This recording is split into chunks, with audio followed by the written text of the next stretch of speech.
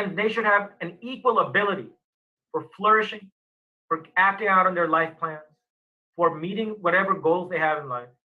And that ability cannot be equal if they are in positions of domination and subordination to each other, which capitalism systematically creates. So socialism basically can be thought of as saying, we want to take the promise that liberals made, that Kant made, and that Hegel made, and we want to make it real. Now, the liberalism that you talk about, Michael, when you say there's a lot of liberalism within the left today, I would not call it that. So the identitarian stuff that you talk about, the narrowness, that is not an ideological hangover of liberalism.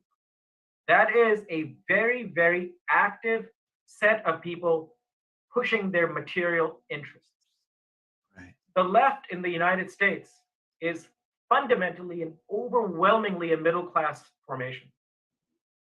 It is not it's the first left globally, historically, that has no connection to the working class, to the poor at all. People complain that the left is white. Bullshit. That's a second. The left has those non-whites who are in the American left are all middle class too. It's disproportionately white, but it's all middle class, regardless of its color. In that setting, when you're only bringing in middle class people into your organization, a big chunk of them are going to say, we don't want to hear about poverty. We don't want to hear about the economy. What we want to know is, when we walk into a room, why are we not treated well?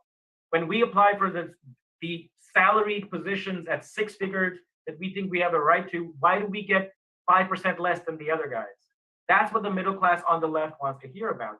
It will dress it up in all sorts of historically powerful language and all that.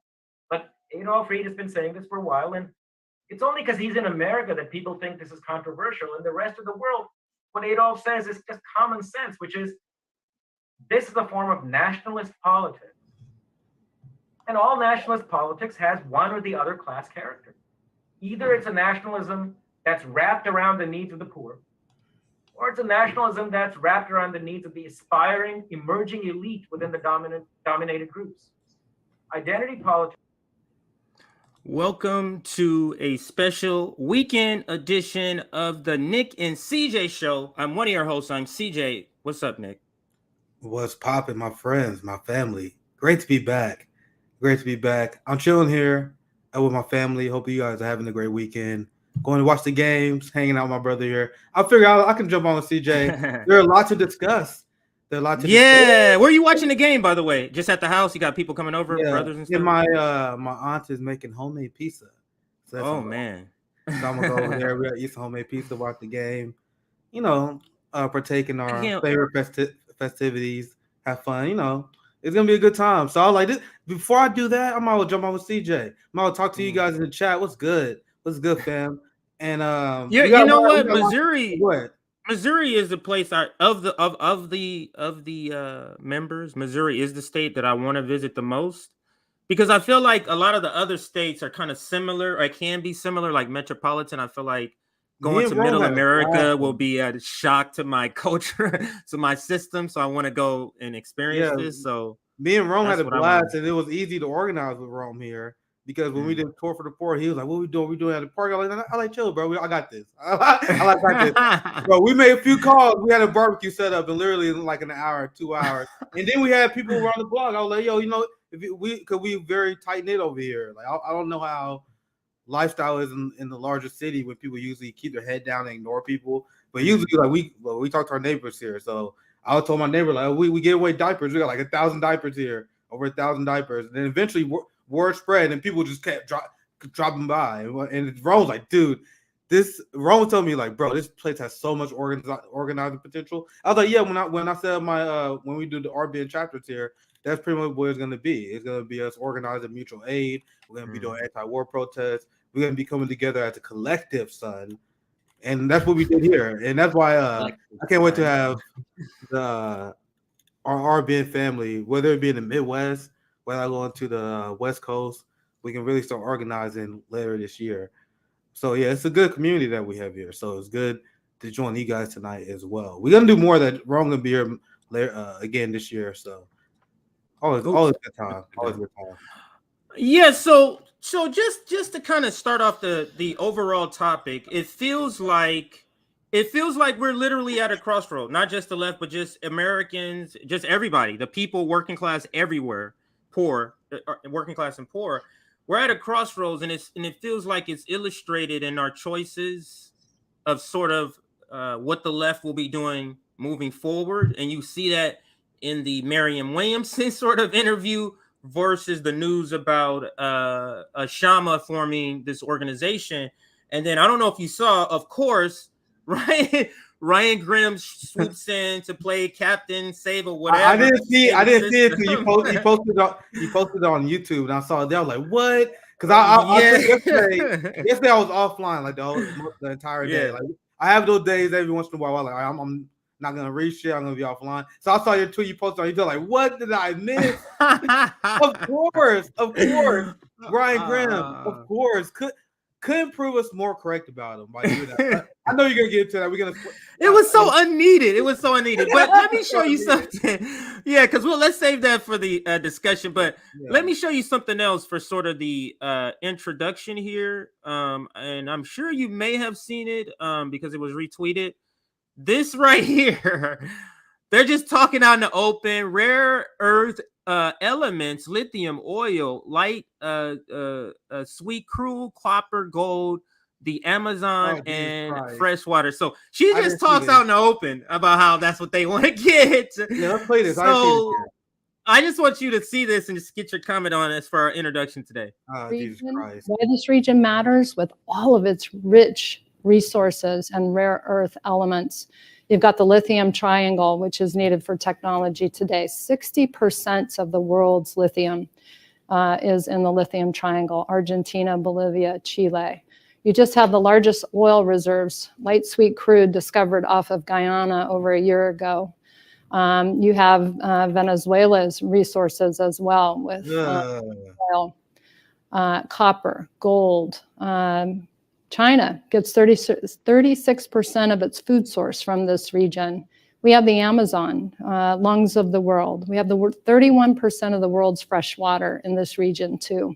I mean, it's just off the charts. But then when you talk about trade, you notice how she talks about it as if these aren't other people's countries. Like it's just, we just got to go over there and get it. But this is the concept of white supremacy, white superiority. You cannot visually see it almost in any other place. I'm talking about militarily, and in a way that I've noticed that this person speaks, because this is the second time I've heard her speak in this manner, where it's just basically, resources are over there, and it begs to ask the question: is the military just basically here to just go extract resources from other countries so capitalists can make money? That's literally what our military is about. Go ahead, Nick. When they say they fight for your freedom, there's nothing dumber than that. They out there taking resources. The United States is occupying 80% of Syria right now and still in its oil reserves right now. And this is the ideology that they may always sugarcoat it, and they use propaganda language like we're fighting for freedom. But they know, man. They got a public face and a public opinion, but they know. They got private conversations like, we're going to Syria, we got to take that oil. We got to support the genocide of the Palestinian people in Israel. Of course. Like, they know what the hell is going on. And this they be talking they be like, we about to go get paid. We about to go get paid. That's probably how they talking. I bet they listen to rap music. I bet they be out there listening to rap music. Go ahead. That's a joke, but go ahead. No one more gangster than them. Like, I still think of Joe Manchin and Max Blumenthal. Like, check out the conversation we had with Max earlier this week. But he's calling out Joe Manchin like, I'm all in about the Ukraine war. And Max like, dude, we're sending billions of dollars. I'm all in. I'm all in. Like, bro, just gangster as fuck. Like, bro, my people getting paid, which means I am getting paid. And the white European culture essentially looks at Black and brown indigenous people, especially the people who call for like land back and reparations. They will say stuff like, well, we already got it. Yeah, it was through violence. Yeah, it was messy. But you now benefit through our civilized, advanced society. You know, the one where your life expectancy is going down, the one where you guys can barely afford housing and healthcare. But you guys had the privilege of living in our society. That's why you guys should forgive us, and that's why you should overlook us literally building our empire for stealing your stuff. And then she comes out and brags about it and saying, "Oh my God, we own this, we own that, we own this." This is literally Western imperialism, a Western imperialist talking about our ideology in public sight. And that's why it's very interesting to witness. But go ahead, CJ. I know you want to chime in. Yeah, but I'm just saying, are we to really believe? Because now let's step out of reality here. Are we really to believe, Nick, that the people who started the Atlantic slave trade, the Virginia Company, the British, what they did to the Congo, those people just go, "Oh, we're gonna be good, nice now. Oh, all the money we're making off the backs of these black and brown people. Oh, we just have a change of heart." All it is masking of what they've always been doing, Nick. Nothing has changed. They just, to make black people feel like they're free. Here, you guys can go to markets, buy food. You can buy the same clothes we have, so you can look like you're part of us. But essentially, we're still segregated. We're just segregated along economic lines. But if those economic lines overwhelmingly overlap with racial lines, guess what we're still doing? They just call it something different. Go ahead. Yeah, and I want go ahead. Finish the video. I'll share it after the video. Yeah. Finish the video. Hang on a second. Let me make sure it plays here, because they should be doing that sometimes. I've been sitting. Let's hear. I'm not gonna rewind it because it might trip. Trade is unbelievable. The trade in the region. You know, I talked about all the ties that we have with this hemisphere. But the PRC and a lot of our countries in this region is the number one trade partner, with the United States number two in most cases. Not in most cases, I would say in some cases. However, to see the increase in investment in trade from 2002 from China, 18 billion, up to 400. That is astonishing. I just didn't know this, Nick. I'm sure you may have been, had an idea of this.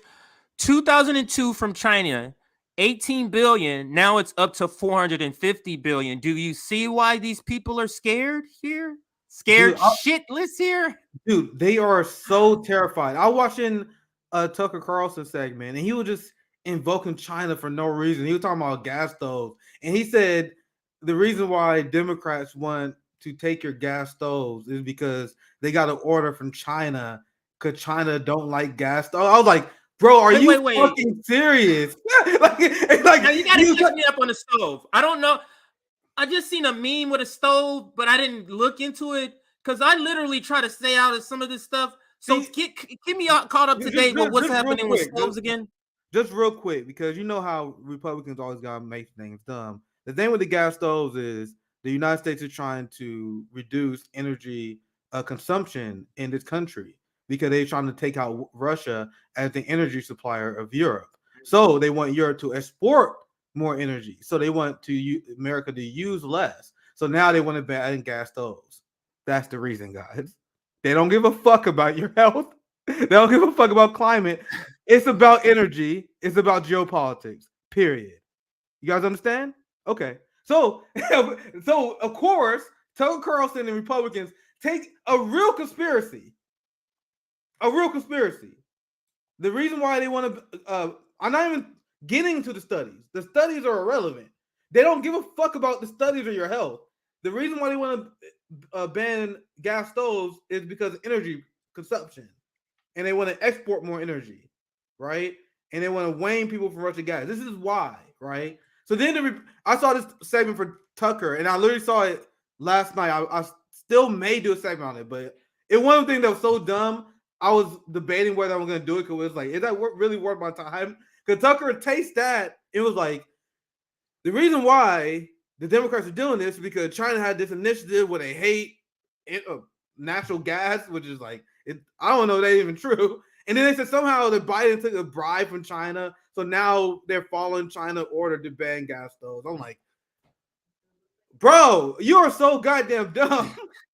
Like, in a perfect world, what does the United States want? Like, what would happen in a perfect world for the United States to be okay with China? Like, what do they think is going to happen? Like, do they really think they're going to stop this multipolar world that's about does the United States think that? They are desperate, and that was the point I was making. I brought the Tucker Carlson thing on as an example, but every segment they bring in China. Remember the segment we just did with Morning Joe, where they said, "Well, America is a wounded giant, but we're still a great advancing country." The reason why they had to do that, because remember they brought up China. It's like, well, us compared to Russia and China. Every segment I've been watching this like a hawk recently. It's been like my new case study. Like how many they just bring up China completely out of nowhere. They're like, yeah, I know we got some crazy right-wing Republicans that are trying to overthrow democracy, but hey, at least we got a democracy overthrow, unlike China. Like, they will always find a way to invoke it.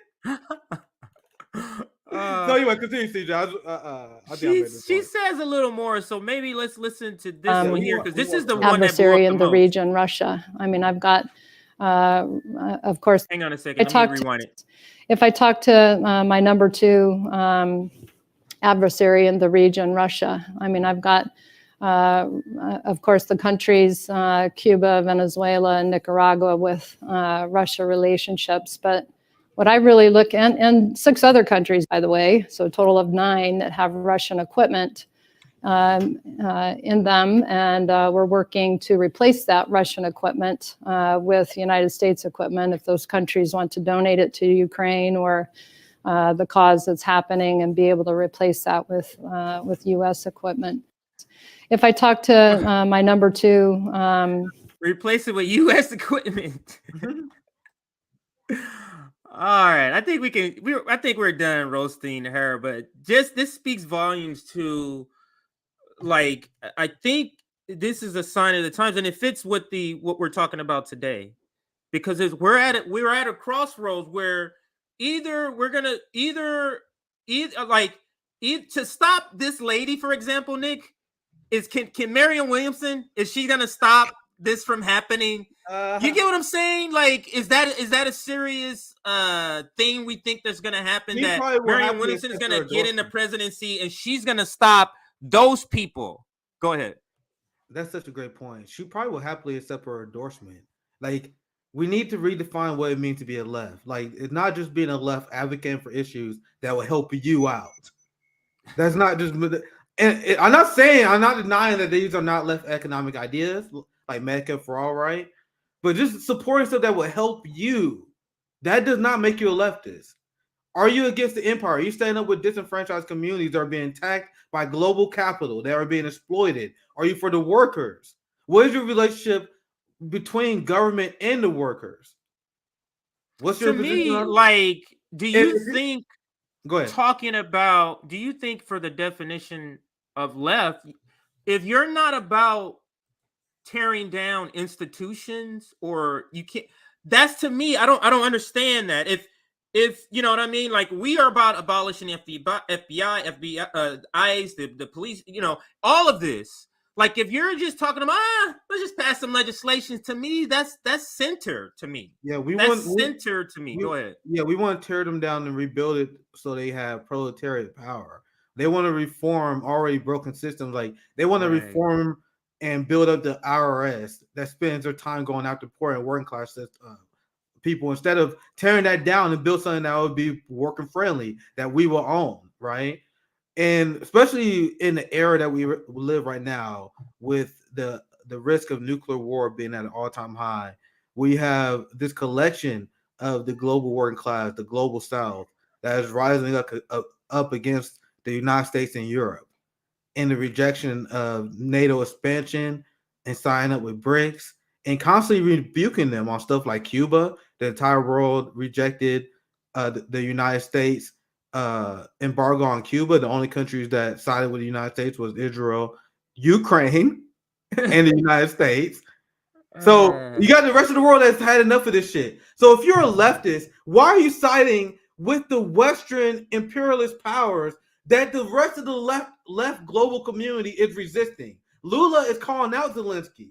Lula is calling out NATO. So if you are running to be a member of the executive branch, but you are a NATO leftist, you are useless to me. Are we clear? I need people to understand how government works.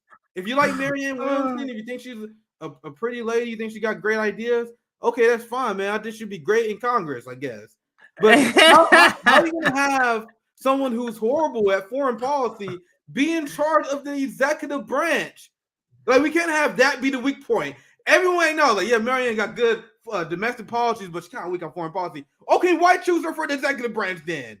But speaking to your point, you might say, what's wrong? Well, she's weak. We've had presidents, but at this moment, this is what the boutique left, the NATO left. We got to stop acting like we're at a moment in history that's just normal. Yeah, we're not. We're talking about going to war with two of the biggest nuclear powers on the planet, and they're just moving forward. So we have to stop acting. So we can't put somebody in now who's weak on foreign policy. Maybe in 1948, you know what I'm saying? Not today. Go ahead, Nick, if you're going to chime in. We need soldiers on the inside who are anti-imperialist, not just anti-war. We explained the difference before. People are just anti-war. I just don't like conflict, but I would stand with the empire, and I'll repeat the empire talking points, and I would help justify the empire on their global conquest, but I'm anti-war. No, we need someone on the inside that is against the NATO, U.S., European militaristic structure that is imposing their hegemony. They are. We talked about this with Max Blumenthal on Thursday. They impose their cultural imperialism on other countries. We need people who staunchly resist that. And this is what I learned now. Like, if you show weakness on issues of the empire, if you show weakness on the issue of foreign policy, like if you show weakness on issues like Julian Assange, that shows that you're gonna sell out on other issues. Like, at this point, whenever we see the squad disappoint, it's like, of course they disappoint. Of course they broke the Amazon strike. Of course they broke the Amazon strike. Of course they helped fund the Capitol Police more and get them surveillance power because they're funding Nazis. They're funding Iron Dome. If they're doing that, they might as well be doing everything else. They're funding DHS and ICE more. Like, you can't. Like, there's some issues like where you can like, can't make this up. Like, there's some issues that you'd be like, oh yeah, these are just small disagreements. Come on, man. And I get that. I say the same thing on some things too. Like, regarding on who we should work with, who we should talk with. I'm like, yeah, I don't think this is cancelable. I think this is not a big deal. Then some people be like, yeah, I think the whole thing with Ukraine, that's not a big deal. Funding Iron Dome, not a big deal. Wait. Nuclear war, that's not a big deal. What? It's not like COVID, where like a pandemic happens and people are confused as shit. You got government lying to you. You got the newspapers lying to you. So people have bad COVID takes. I always tell people, like, we should have leniency to people who have bad COVID takes. People who had bad culture war takes. As long as your core is good, like, as long as you not a police bootlicker, as long as you're not pro-war, as long as you're not a big pharma simp, like, I can ignore those small things as long as you're getting the core issues right. There are people that get giant issues wrong. Yeah, I'm Ilhan Omar. I helped fund the DHS and ICE more. Let's work together. That's small disagreements. Get the fuck out of here. That's not a small disagreement. That's so funny. Go ahead. Sorry, I'll just ripping. Go ahead. I'll just rip at this point. Yeah. All right. So we can let's do a couple of announcements and let's get right into it. Oh, I did want to chime in on this comment here. Looks like you starred one, and then we can do that super chat. Captain Obvious, the other question to ask is, who are these countries enemies to? Everyday Americans or corporate oligarchs who want to destroy our loved ones too? Like, that's the thing. It's China. They're doing what? What are they doing to me? What are they doing? I mean, I remember Muhammad Ali used to say, yep, what did the Viet Cong do to me? He's like, my enemy is you. You the one who want to stop me when I want freedom. You the one who's busting me over the head with the police bully club. Like they not my enemy. So the point is taken by Captain Obvious, and thank you for the comment. Yeah, that was Muhammad Ali is one of my heroes. Like, especially as a martial artist, he was guy. I know everything about Ali, and that quote, "The Viet Cong never called me nigger." Like, that quote has been burnt into my soul. The Viet Cong never called me the N-word, right? That's how I think about everything on geopolitical politics. Where like, oh my God, Iran is our enemy. Oh my God, China's our enemy. Oh my God, Russia. I'm like, nigga, when have they? I've never seen a Russian policeman pull me over and start imposing regressive fines on me and my family. You know what I mean? Like, I got story. I'll make it at this near the end when we do rapid fire segment. Yeah. There's a segment there's a story I want to show you guys how there's a large amount of Americans that are foregoing healthcare, like yours truly, because they can't afford it. Healthcare is so unaffordable. It's now a lifestyle of people just we don't go to the doctor. Is that because of Russia and China, CJ? That's what people think about. Who's responsible? Yeah, what sanctions got us here on that? That's the point I want to make. Go Like, ahead, CJ. But I was like, is Russia and China responsible for the people that live in the streets in our country? For the people that got hit with tear gas, with steel encoded bullets? Oh, look, CJ daughter.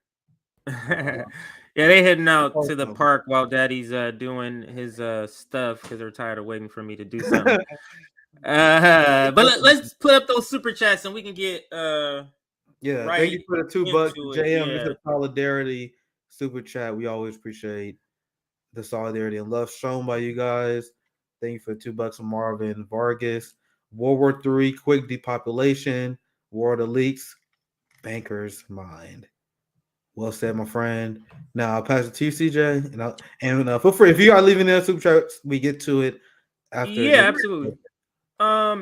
If I could do one thing, let's like the stream. We're at 342 people. Last time I checked, we were at 200 likes. If we could push that to like 325, that'll get a lot of people in here for this upcoming segment. Now it's all overall we're on the same sort of theme, but we're calling them segments. But anyway, here is our Substack. Join our Substack if you would like notifications when we go live, like this sort of unannounced stream. Now, I'm really telling you to get on here because if you noticed, or you may have not noticed, I've noticed, our channel is being throttled currently. Like the last maybe 3 weeks, our channel is being severely throttled with our views. And it has something to do with, in my opinion, that they probably identify, okay, this channel is gaining popularity and they're doing content and they're gaining and so they're growing an audience, which we're trying to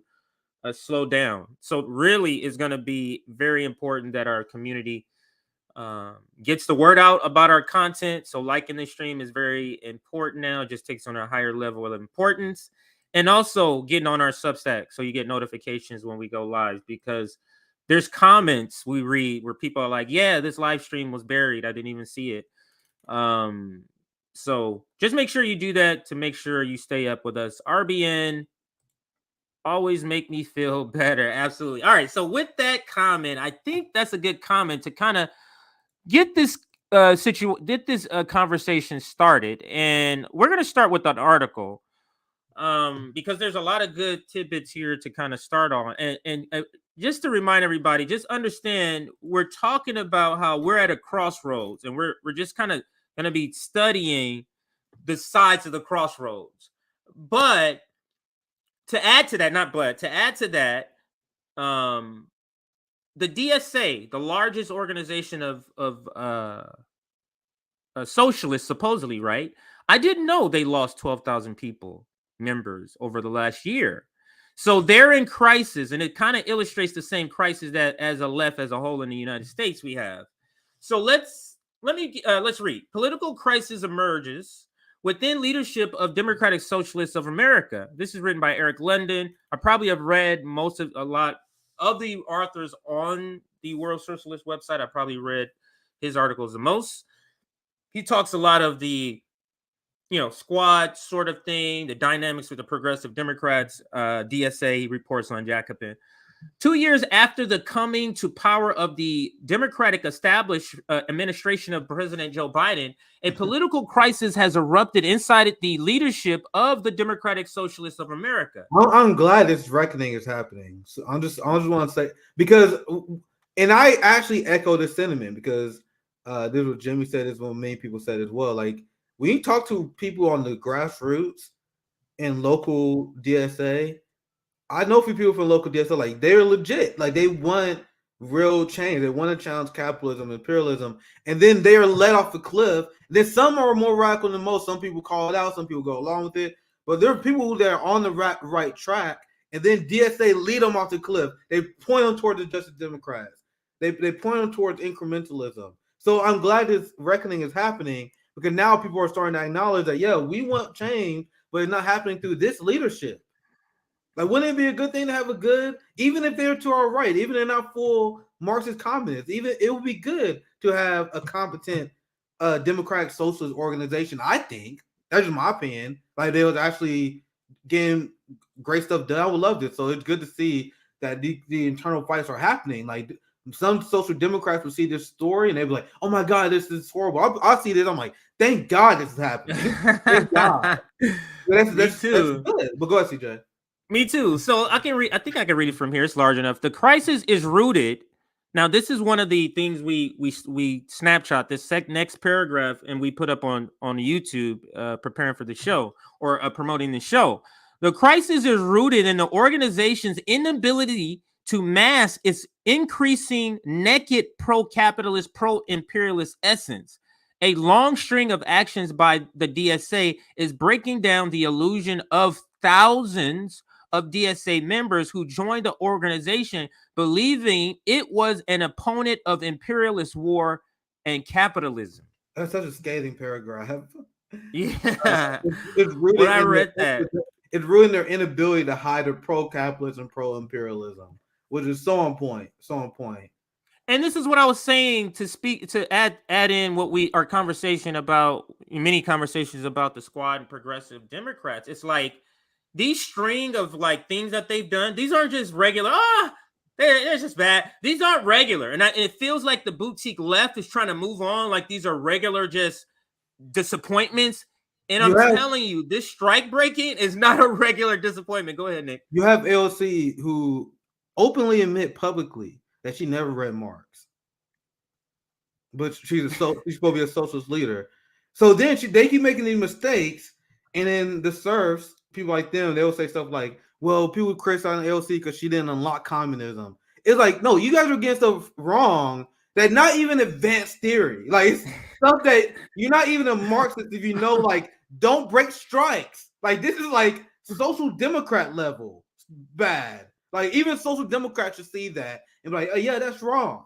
So they don't make like bad calculated mistakes, or they don't fight and lose, which a lot of people have respect for. They like actually forced to vote and do stuff, and then they lost in good faith attempts.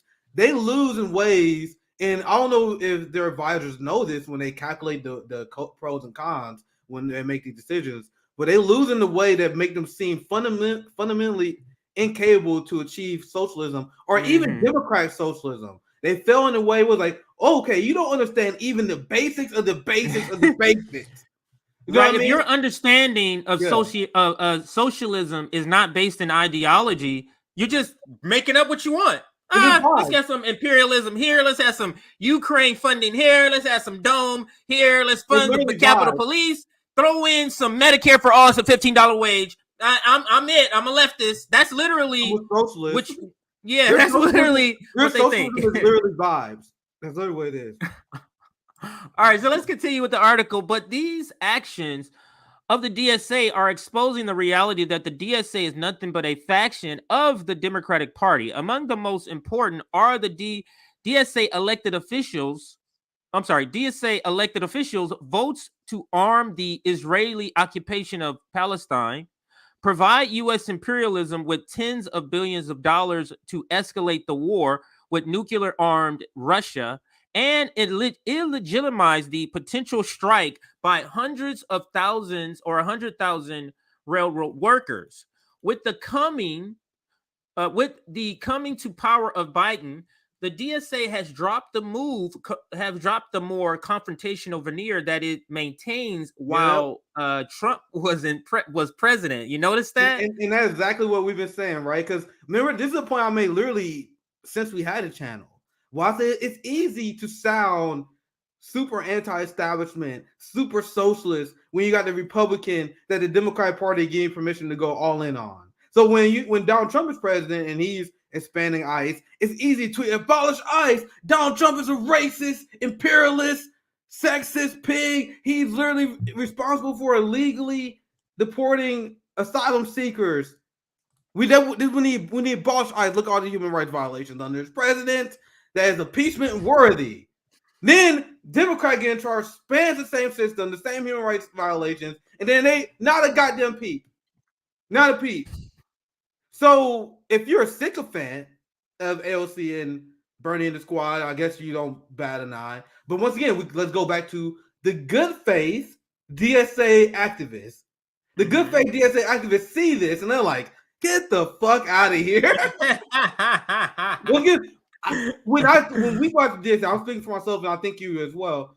I'm not going after the individual members because I know I'm going after the leadership because they're not swayed by the DSA people. I know a lot of these people who left DSA. Heard a lot of people that shared horrible stories. I never was personally interested, but no, we had a lot of DSA people technically in the general strike. It was a lot of people on the panels that were technically, the rank and file DSA, but they were never talking about that. It's always more of the leadership. And let's continue with this article.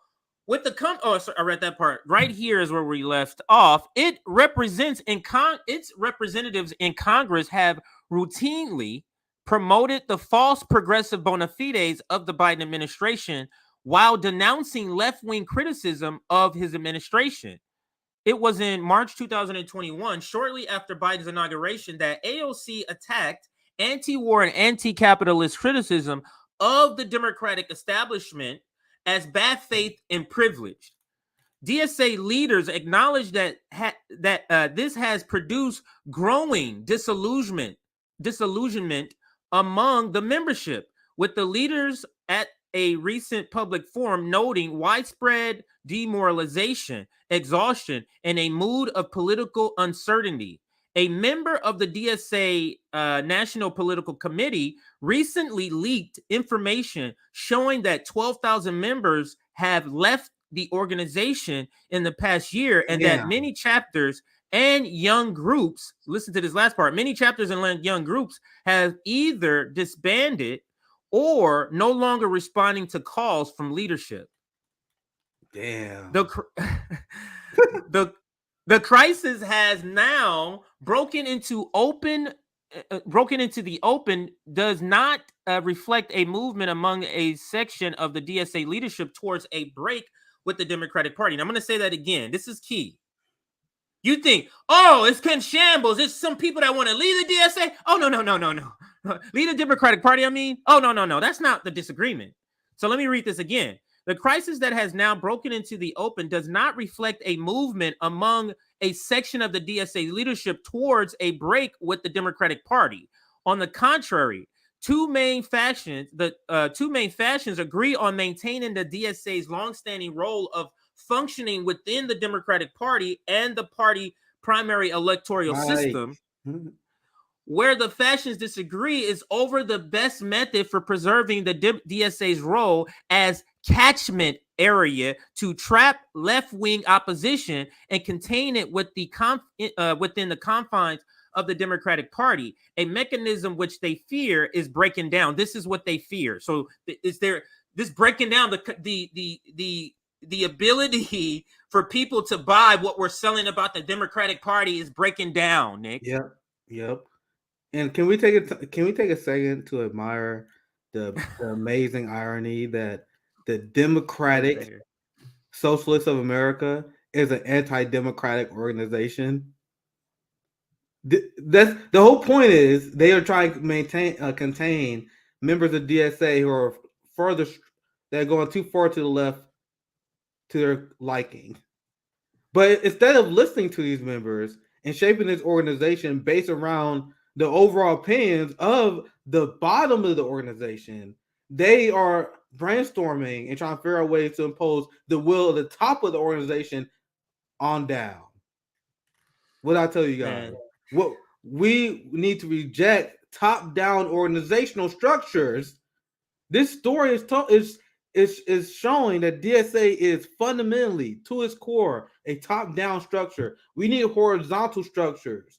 And that way we're going to build at RBN chapters where it's democratic. That's what Marxism is advocating for, the most democratic system possible. the way DSA is running it is not democratic. RBN is a democratic organization.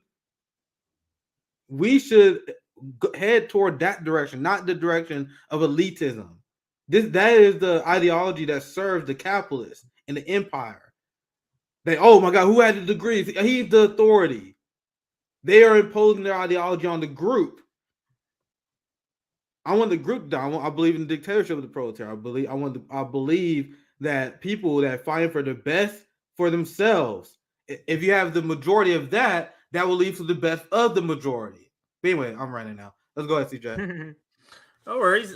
So let's talk about the two factions and what they differ on. One faction led by DSA staff and older layers with long experience in the Democratic Party argue that the organization must deepen its institutional alliance with the Democratic Party in order to provide the Democrats with the popular left face that they urgently need in order to dampen growing social opposition in the population.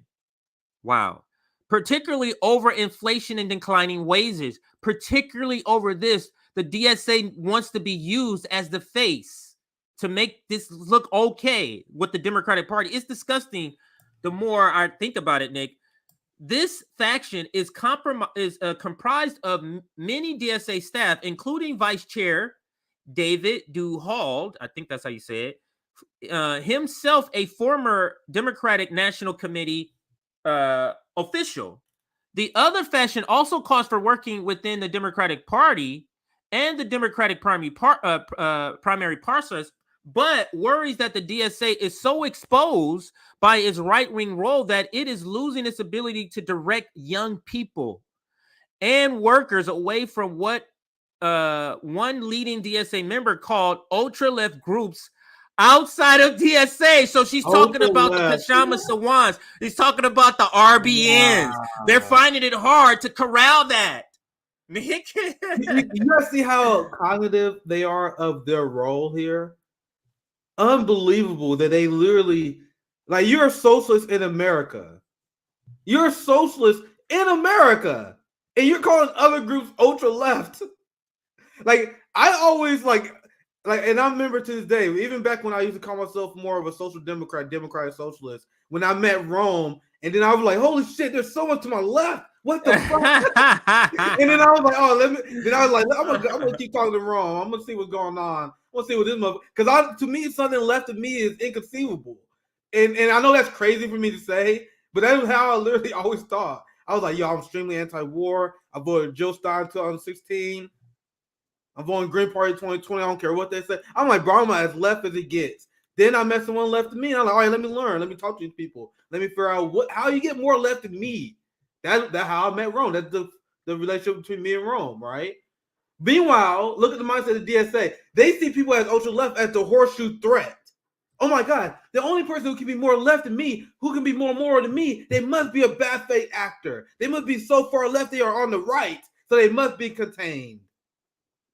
Disgusting ideology that leads DSA, and exactly why I moved on from that general ideology, because I saw how it serves the establishment, as you see here. But go ahead, CJ. Yeah, so let me read a little more. So essentially, one of the things that is out in the open is over the hiring of this person that they're talking about. They basically had a job posting, Nick, to hire a straight Democratic operative. They basically put out a job posting to hire a Democratic operative, the DSA. And this is kind of what the two factions are fighting about. So it is not accidental that the immediate trigger for the crisis breaking into full view was the attempt by the national, remember that what the NPC stands for, a majority, to hire a Democratic Party hack as the DSA's electoral director. Though the cause of the crisis are more fundamental, but the causes of the crisis are more fundamental. But this is what has broken out. Now, listen to this job posting. The original job posting for the position of electoral director was made available to the World Socialist website. It emphasizes that the applicant must have substantial experience in the Democratic Party. setting a requirement of a minimum of 5 years of managing field-heavy electoral campaign, building durable and portable systems. Now, you tell me, by hiring somebody that is this entrenched in the Democratic Party or was, how does that change the DSA to be something different to go against the Democrat? How is that even possible? It begs to ask the question. But we can continue with 1 to 2 years of staff supervisory experience. While this is listed as a requirement, the fact that an applicant might identify as a socialist and be in general agreement with the DSA is only preferred. Oh God, what's happening at the DSA? Wow. The aim of the electoral director position is to deepen the connection between the DSA and elected Democrats and orient the work of the membership to electing additional Democrats. The job posting calls for building out our new electoral department, both through candidate and ballot campaigns, and notes that the applicant must be prepared to help overcome membership opposition to the Democratic Party campaign. So there's members. We're going to come back to this article. So there's members who are saying we're hiring somebody who needs to sell our members on more Democratic shit, man. You cannot make this up, Nick. And I wouldn't say it gets worse, but there's just more examples in the article, and we will get back to it. But since that we're short on time, I want to just make sure we touch upon these other aspects here in this presentation. That the left is at a crossroads here. And now let's just bring up Marianne Williamson. The left is at a crossroads. And now let's go over the Marianne Williamson option. The Marianne Williamson option. Now, we have to, in framing these routes, we're going to do the Kshama route and we're going to do the Marianne Williamson route. When we get to the Kshama, not Kshama, the Kshama route, we'll go over sort of the Sabby interview with her. And now we're going to cover the Marianne Williamson route. Now, it must be stated this way.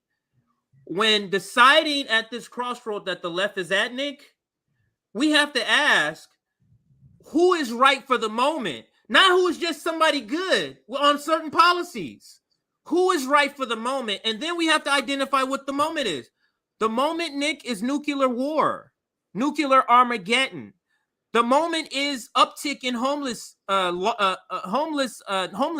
and anti-homelessness laws or unhoused laws. An uptick in the culture war fight. An uptick in propaganda. We talk about Joe Scarborough and Morning Joe all the time. What I'm getting at, there's an uptick, and we're just going to send another $2.5 billion to Ukraine also. So all of this is happening.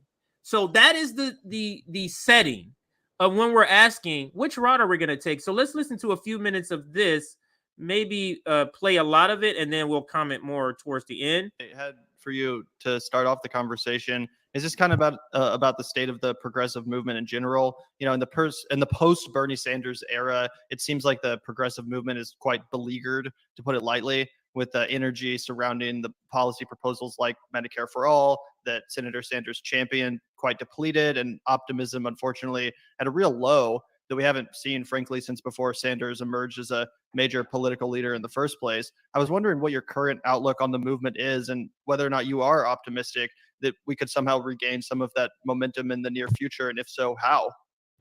Well, certainly the progressive movement took a big hit twice in a row with the suppression of the Bernie Sanders campaign. There was such a sense of possibility, and also That's not why. Sadness, because I do think he would have won. And go ahead, Nick.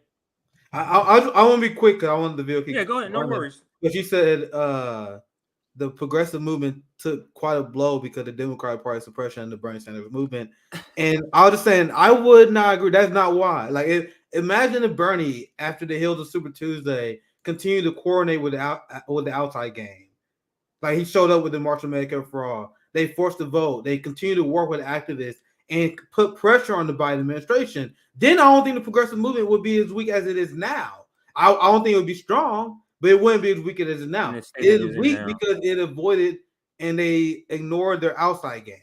But let's continue the video.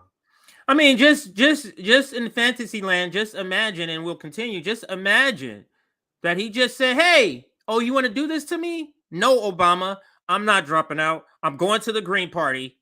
Everybody progressive. Imagine all the boutique people who love Bernie that would have said, "We're Green Party." You understand how different the different dynamics we would just be in a few years later, but he decided not to do that. Now let's listen a little more to her answer to this question: the state of the left. 2016 for sure. Even hearing him the other night, I don't know if you heard that speech he gave the other night on the state of the working class. It was Bernie at his best. I think it might have been his best speech. It was just extraordinary. So he's laid out the blueprint. I think that what we need to do is follow not only his plans, his ideas, his articulation, but also his character. If Bernie Sanders can get up every morning and get They want us to build our movement on the cult of Bernie Sanders. Jesus fucking Christ! It's not.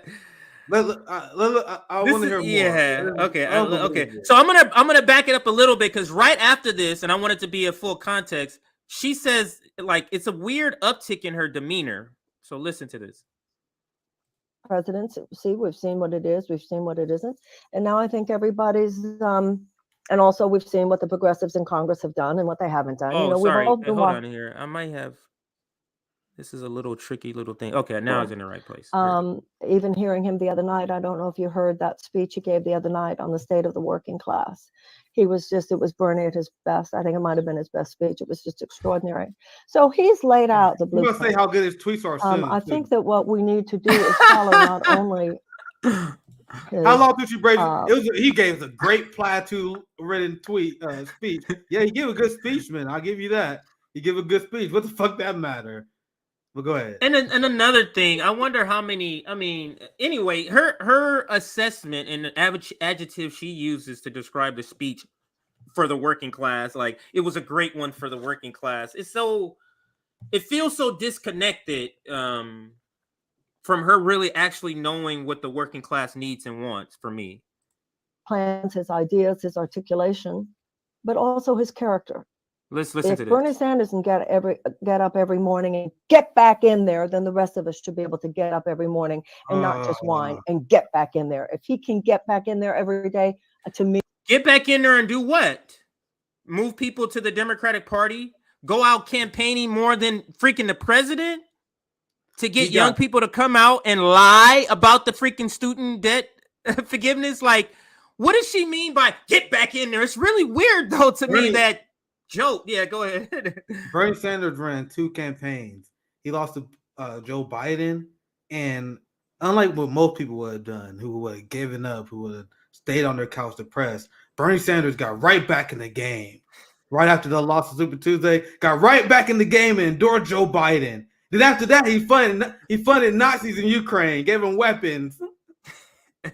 After that first package, Nick, he got right back in the game and sent them another package. Got right back in the game. Immediately started supporting the war machine. Didn't take a moment off. You think you take days off? You think the Ukrainians gonna need days off? Why you got He out here defending Joe Biden, son? You think that's easy? You think that's easy? But this she might as well be using. saying this. Like what she's saying. The reason why I'm joking like this is she might as well be saying this shit that I'm saying. Like what she's saying is so rich and so filled with political fan fiction. It might as well be a bit.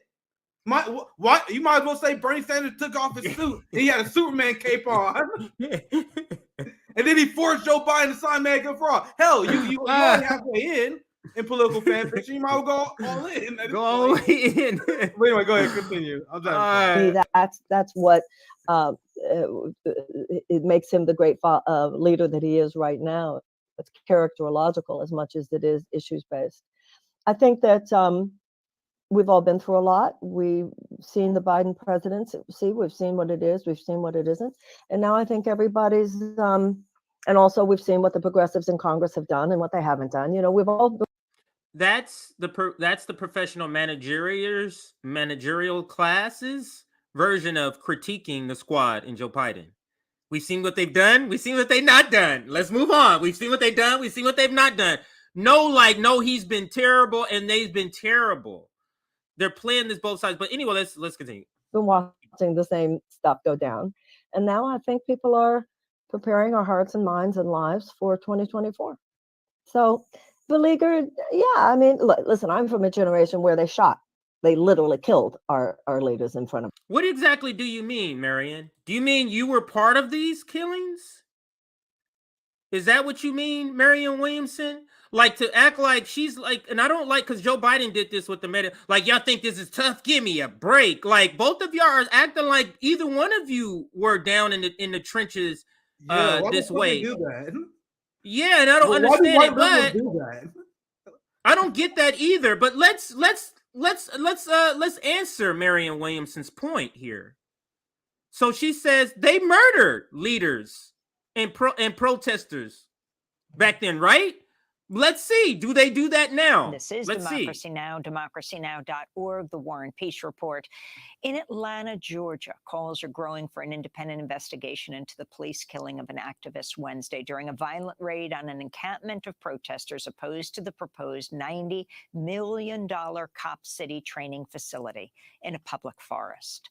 Law enforcement officers, including a SWAT team, were clearing protesters who'd occupied a wooded area outside the center when police claimed they were... This is only blue fascism, though, CJ. You don't understand. Blue fascism is good. ...was wounded by gunfire.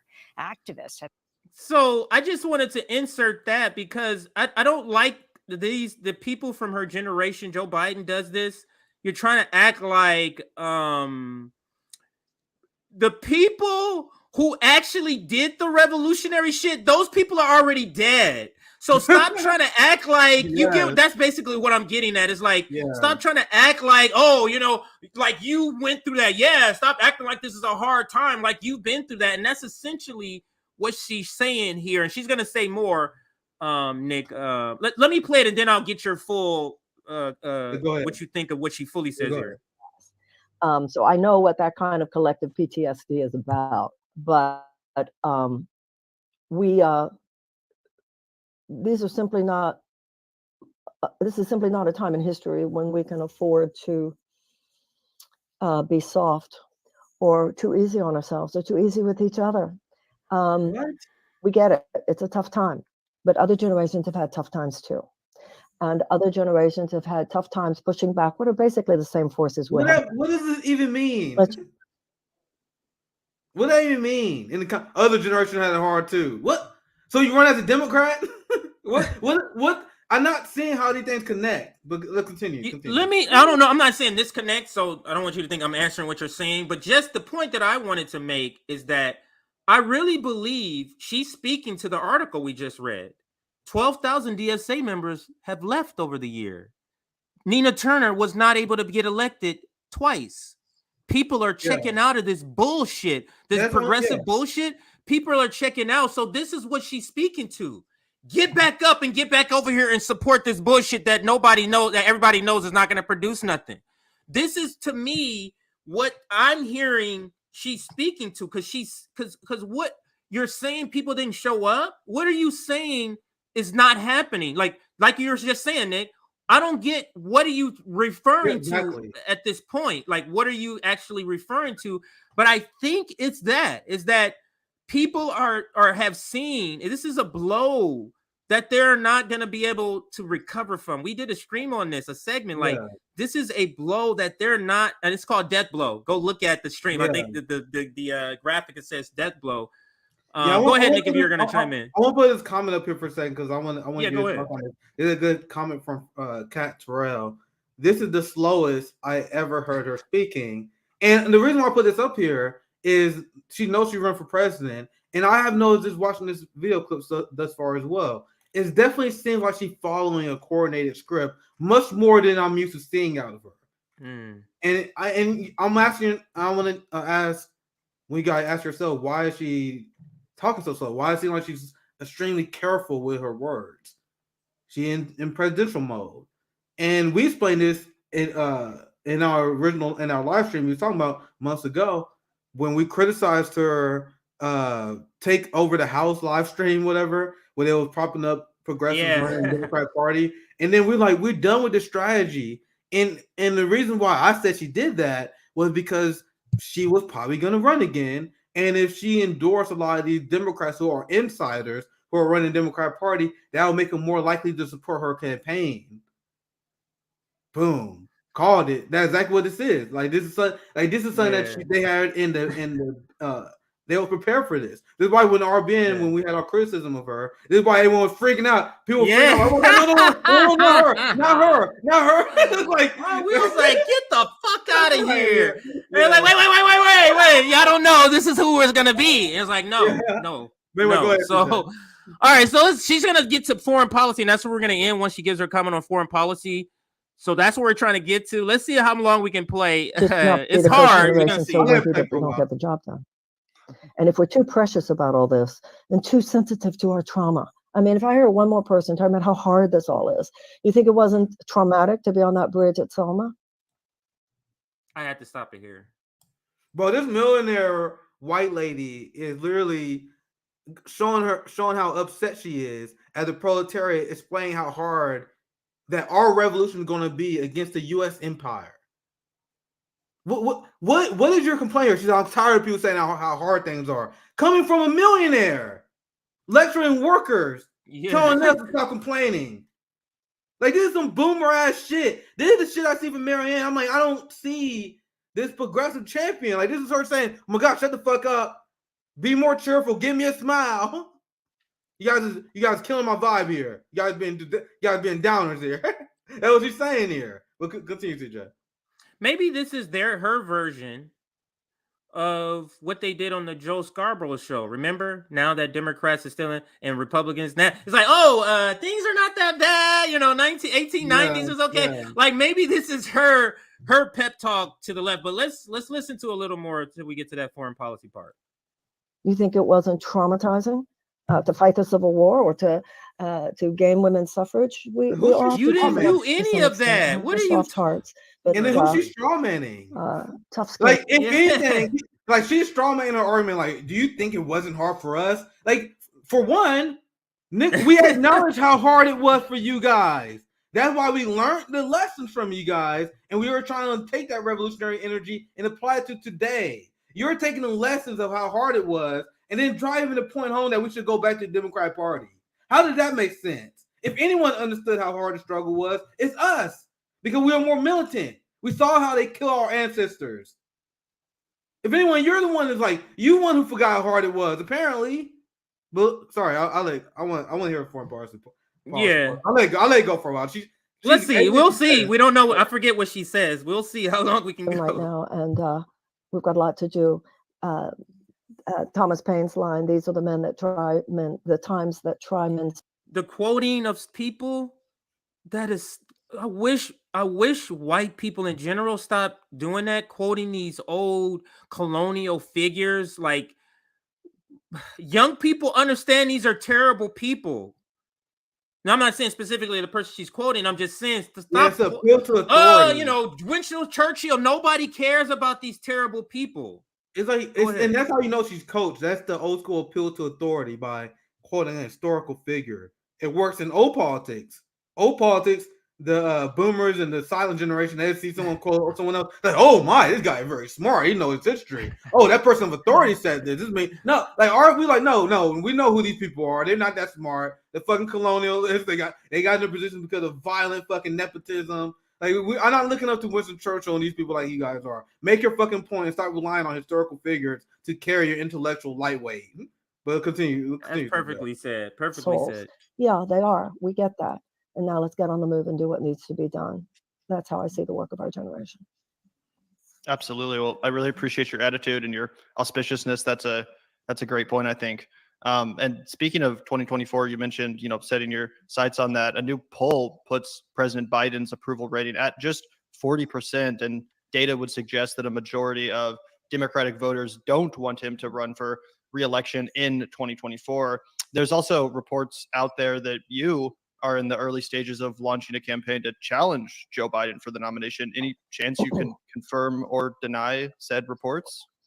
I have an exploratory campaign, so I am doing what I can to build up to a big day. I think the president does need to be primaried. That's not to say that there aren't some very good things that have occurred, but the kind of incremental change. You see the tightrope she's trying to walk here? Go ahead. Get the fuck out of here. Get the fuck out of here. See, I said it when we did our first breakdown of Marianne and this idea of primary Biden. If your end goal, for one, I already disagree. We should not be wasting time and resources running the Democratic Party. But if you're doing that with the end goal of saying that Biden or whoever the nominee is better than the Republicans, thus we must vote for the Democrat. If that's the end path, if you running leads to that, I am not interested, right? So now, not only that, she committed another cardinal sin, where she says, there have been great things that happened under Biden. Wait, pause. So, also, if you're going to do this thing where you run in the Democratic Party, we're not doing this thing where you praise these corrupt, incompetent politicians. The second we see that, no, not doing it. That showed me, that first sentence she says showed me she's unserious about what the fuck we have to do.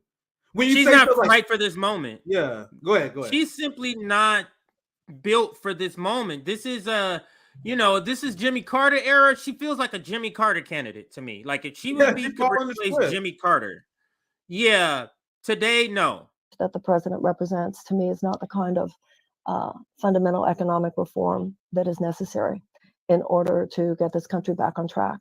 You know, there's a lot of talk about the destruction of our democracy. He's corrupt. You see the weasel words that people say? Like, what she's doing right now, and most people say, oh my God, she sounds stronger than Biden. To me, she doesn't. She said, yeah, I know Biden, he doesn't believe in the same, he got an incremental change. His economic approach is not exactly where we want it to be. These are a long way to avoid saying he's corrupt. He worked for Wall Street. He worked for the military industrial complex. He don't give a fuck about you. You see how long she has all this long bullshit she had to say instead of saying that? This is the weakness on the left we got to be done with. Like, we need to be able to identify our enemies, not this weak shit. Oh, we disagree with their incremental approach. No, fuck that. They were corrupt. Okay? They take money for corporations. That's why they do what they do. But let's continue the video. And that's why she's not built for this moment. The destruction of our democracy through voter suppression, destruction of our democracy through undue economic influence, undue destruction of our democracy through election denial, etc. But I think we have to face the fact that our democracy has been. She's in presidential mode. She's in presidential mode, sir. Go ahead. Oh yeah. By the way, another thing. This goes for even third parties. If you're repeating January 6th. Oh my God, Republicans are electing our shit, not interested. She literally, and I'm sorry I keep cutting it off, but literally every minute she keeps every minute she keeps hitting my red line. Like, all right, nope. Like I didn't see this video. I went this month with an open mind. I did not see this clip yet. This CJ segment. So I went this with an open mind. She already hit like a few red flags for me. Anyway, let's continue. Wounded and has been in a destructive phase for the last 45 years. If you are functioning as a plutocracy, which we now are for all intents and purposes, we have moneyed interests, particularly corporate moneyed interests, that are our bottom line. The will of the people is not the bottom line in terms of policy making in America today. That's a democracy. A representative democracy is when your lawmakers represent the will of their constituents in their own conscience. Today, Congress is a system of legalized bribery. It's less about the will of the people, or even the safety of the people, or the well-being of the people, or the animals, or the planet. It's all about short-term profits for huge corporate entities. So that's the destruction of our democracy that we need to worry about. That is the ways in which our democracy. The corporate angle is her strongest point, but guess what? That's not the top priority. Corporate corruption, not when you have nuclear war coming. She's weak. She would be a terribly weak candidate. Terribly weak candidate. If the end goal, if this path ends with you endorsing the corporate party, you saying this actually serves as PR for the Democratic Party. Do you guys understand? Yes, this sounds good. But what does this mean in the long term when she endorses the Democratic Party? So she says that corporations have influence over our government, that big money is corrupting politics, but she endorsed the Democrats. So that's in the message. Oh, not them though. So it'd be better if you didn't say this shit. Because now what you do by saying this and then endorsing Democrats, you're whitewashing them. You're giving them credit that they don't deserve.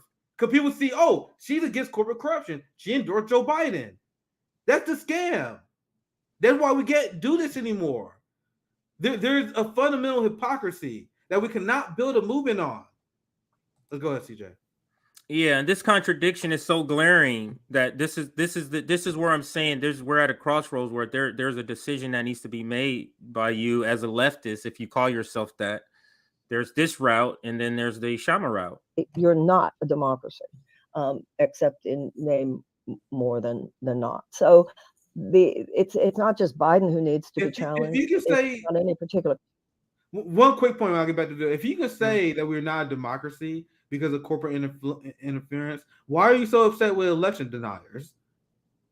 Because I acknowledge that we're not a democracy. I question our election because our primaries are rigged. Primaries are rigged. So why is questioning the election? Why is that a cardinal sin if you acknowledge we're not a democracy? See, there's contradictions in shit she says. But let's continue. A candidate that needs to be challenged. The entire neoliberal system needs to be challenged. This 3-year aberrational check needs to be challenged, and I'm eager to articulate and effectuate that change and that disruption in any way possible. Yeah, that's so well put. And just to follow up on and kind of hone in on a specific element of that, you mentioned a few times that you believe that Biden needs to be primary, and exploring potentially doing that on your own. And as you did in 2020, you ran for president. Recently, the Democrats have put forward, and I believe recently signed and ratified the DNC changing the schedule in which case the primary voting occurs. We saw, as obviously you did as I'm well. gonna move it forward just for the sake of time for her to get to the next question. I don't care about the and say no. This whole thing needs to be challenged. And I'm trying to get right at the edge of her end. Mentioned and. Marianne, we asked our audience members some questions that they had for you. And one of the big ones we got from our audience was the idea of, yes, they're excited about you running in the Democratic primary. They want someone to challenge Biden, whether it's you or another progressive. People want that. But there's also an awareness, I think, that the DNC is going to do anything and everything to stop any anti-establishment progressive. I mean, you just accurately describe anti-establishment. That's not going to stand in the Democratic Party. Even I still think it's worth pursuing regardless of that fact, but a lot of people are pessimistic about them treating you fairly or any anti-establishment progressive option fairly. And for that reason, a lot of people were wondering if you would have any interest in pursuing a strategy known as a dirty break, which is if you're and we're going to end this on this question here. A dirty break. Let's listen to her answer. Attempt to secure the nomination is unsuccessful thanks to their efforts to rig it or to treat you unfairly. Is there any chance you would then pursue a third-party challenge after the primary ends? Continue this resistance to the corporate duopoly from outside of it. When the Republican debates were happening, I think in 2016. And all those Republicans were up on the debate stage, one of the moderators said to Donald Trump, well, if you don't win the nomination, will you still support the Republican nominee? And you might remember what his response was. It was, depends on how you treat me. Right. So now we're taking advice from the fascist Donald Trump. Now we're taking election campaign advice from Donald Trump, and that is the Marianne Williamson route that we have. If we're talking about the routes we have right here at this crossroads for the left, but the fact that she was not able to just say, absolutely, I'm doing that, this I'm gonna leave it open kind of thing. No, that to me, that's my no come from. Go ahead, Nick. I hate that answer. You guys want to know why? Look, depends on how they treat me. Me. It's about me. Are we building a movement or is it about you? What do you mean it depends how you treat you? So if they tell you, Marianne Williamson, if you drop out of the race, we will make sure you will get a high-level government position in the Pete Buttigieg administration. She's like, well, they treated me nice. I'm going to sell out. That's a horrible answer. He just told you. If she get a cabinet position, if they treat her right, fuck the movement. What the fuck you talking about? And they treat you right. I was listening like, what the fuck she about to say? That is about as bad as an answer you can give. Well, how about how it depends how they treat me? It depends how you treat the movement. Are you giving in to my demands? Are you giving a policy concession? Are you giving progressive people jobs in the government? She said, depending on how you treat me. Well, I did a book deal. Hope you guys don't blacklist me. Don't treat me. Don't treat me like an enemy. I still want my Washington D.C. ticket. I still want to be part of the club. And I have a feeling it's bullshit. That's such a bullshit. I will have a feeling that she will find a way that any mistreatment she gets, she'll find a way to say that doesn't rise to the level of me taking this and doing a dirty break. I have a feeling that's what she would do. Now, we're not listening to the whole thing of Sabby. I have these check marked or timestamps, so we're just going to the specific points that Kshama makes in here, and I'm just playing this a little earlier than planned because Nick will be leaving in just a moment here. So this first one, let's give you a chance to listen to, and then we'll get back to the regular. So this one, and I have them marked. Let me see what I have this checked as. This is Kshama Sawant's announcement, just to get everybody caught up to date on what she's doing. It's about a minute long for this first one here. And here we go. Plans to launch national labor movement. So Kshama is here tonight. Please, please, please tell us so much about this. First of all, thanks for covering this, Abby. I think this is extremely important. And as the headline suggests, and as the op-ed that I wrote in a local newspaper, The Stranger, which I hope your viewers are able to check it out. What we're saying is that the way we have used our office, our Socialist City Council office, for now almost a decade. When I leave this office in December, it will be a full decade that I will have been in office. We have won 4 elections, and we have won incredible victories, like making Seattle the first major city to win a $15 an hour minimum wage. We won the Amazon tax, taxing big corporations to fund affordable housing and Green New Deal programs. And we have won a whole host of unprecedented renters' rights victories. And we have done all this only because we adopted a fighting and movement building strategy for our office, unlike the well-meaning maybe, but ultimately go along to get along politics that you see even, unfortunately, from the squad in the Democratic Party establishment. And we want this message that when we fight, we can win. And also there is no way to win without fighting. That message, we want that to be shared nationally. And that is why we feel that, and when I say we, I mean Socialist Alternative. As you know, we are a democratic organization. Our members discussed this, and we collectively decided that it's important for us to launch a national campaign and really a movement. And as we've said, it's Workers Strike Back. And I just wanted to clarify, I don't know, some of the headlines call this a new labor movement. I want to be very clear. We're not here to replace the labor movement. What we are here to do is share our message about a fighting strategy and the need for rank and file members of the union movement and also non-unionized workers, young people who want to fight against the climate catastrophe, to defeat big business, to win Medicare for all. How do we win all this? It is through this kind of strategy, and we want Workers Strike Back to empower working people nationally, including in Seattle. And so that's why we're going to have a launch of Workers Strike Back in many cities across the nation on March 4th. And I really urge everybody to sign the petition if you go to workersstrikeback.org. So I'll pause it here. It's funny, Nick, because we had our launch planned in March, so maybe we'll push it back because I do see RBN doing some work definitely with this organization, especially since this is new. But here are the demands, worker strike. I just wanted to make sure we get this in. And it also has the petition down here at the bottom. So worker strike, this is the website. There's a bunch of different things at the top, but here are the demands. 1, workers need a real raise. 2, good union jobs for all. 3, fight racism, sexism, and all oppression. 4, quality, affordable housing and free healthcare for all.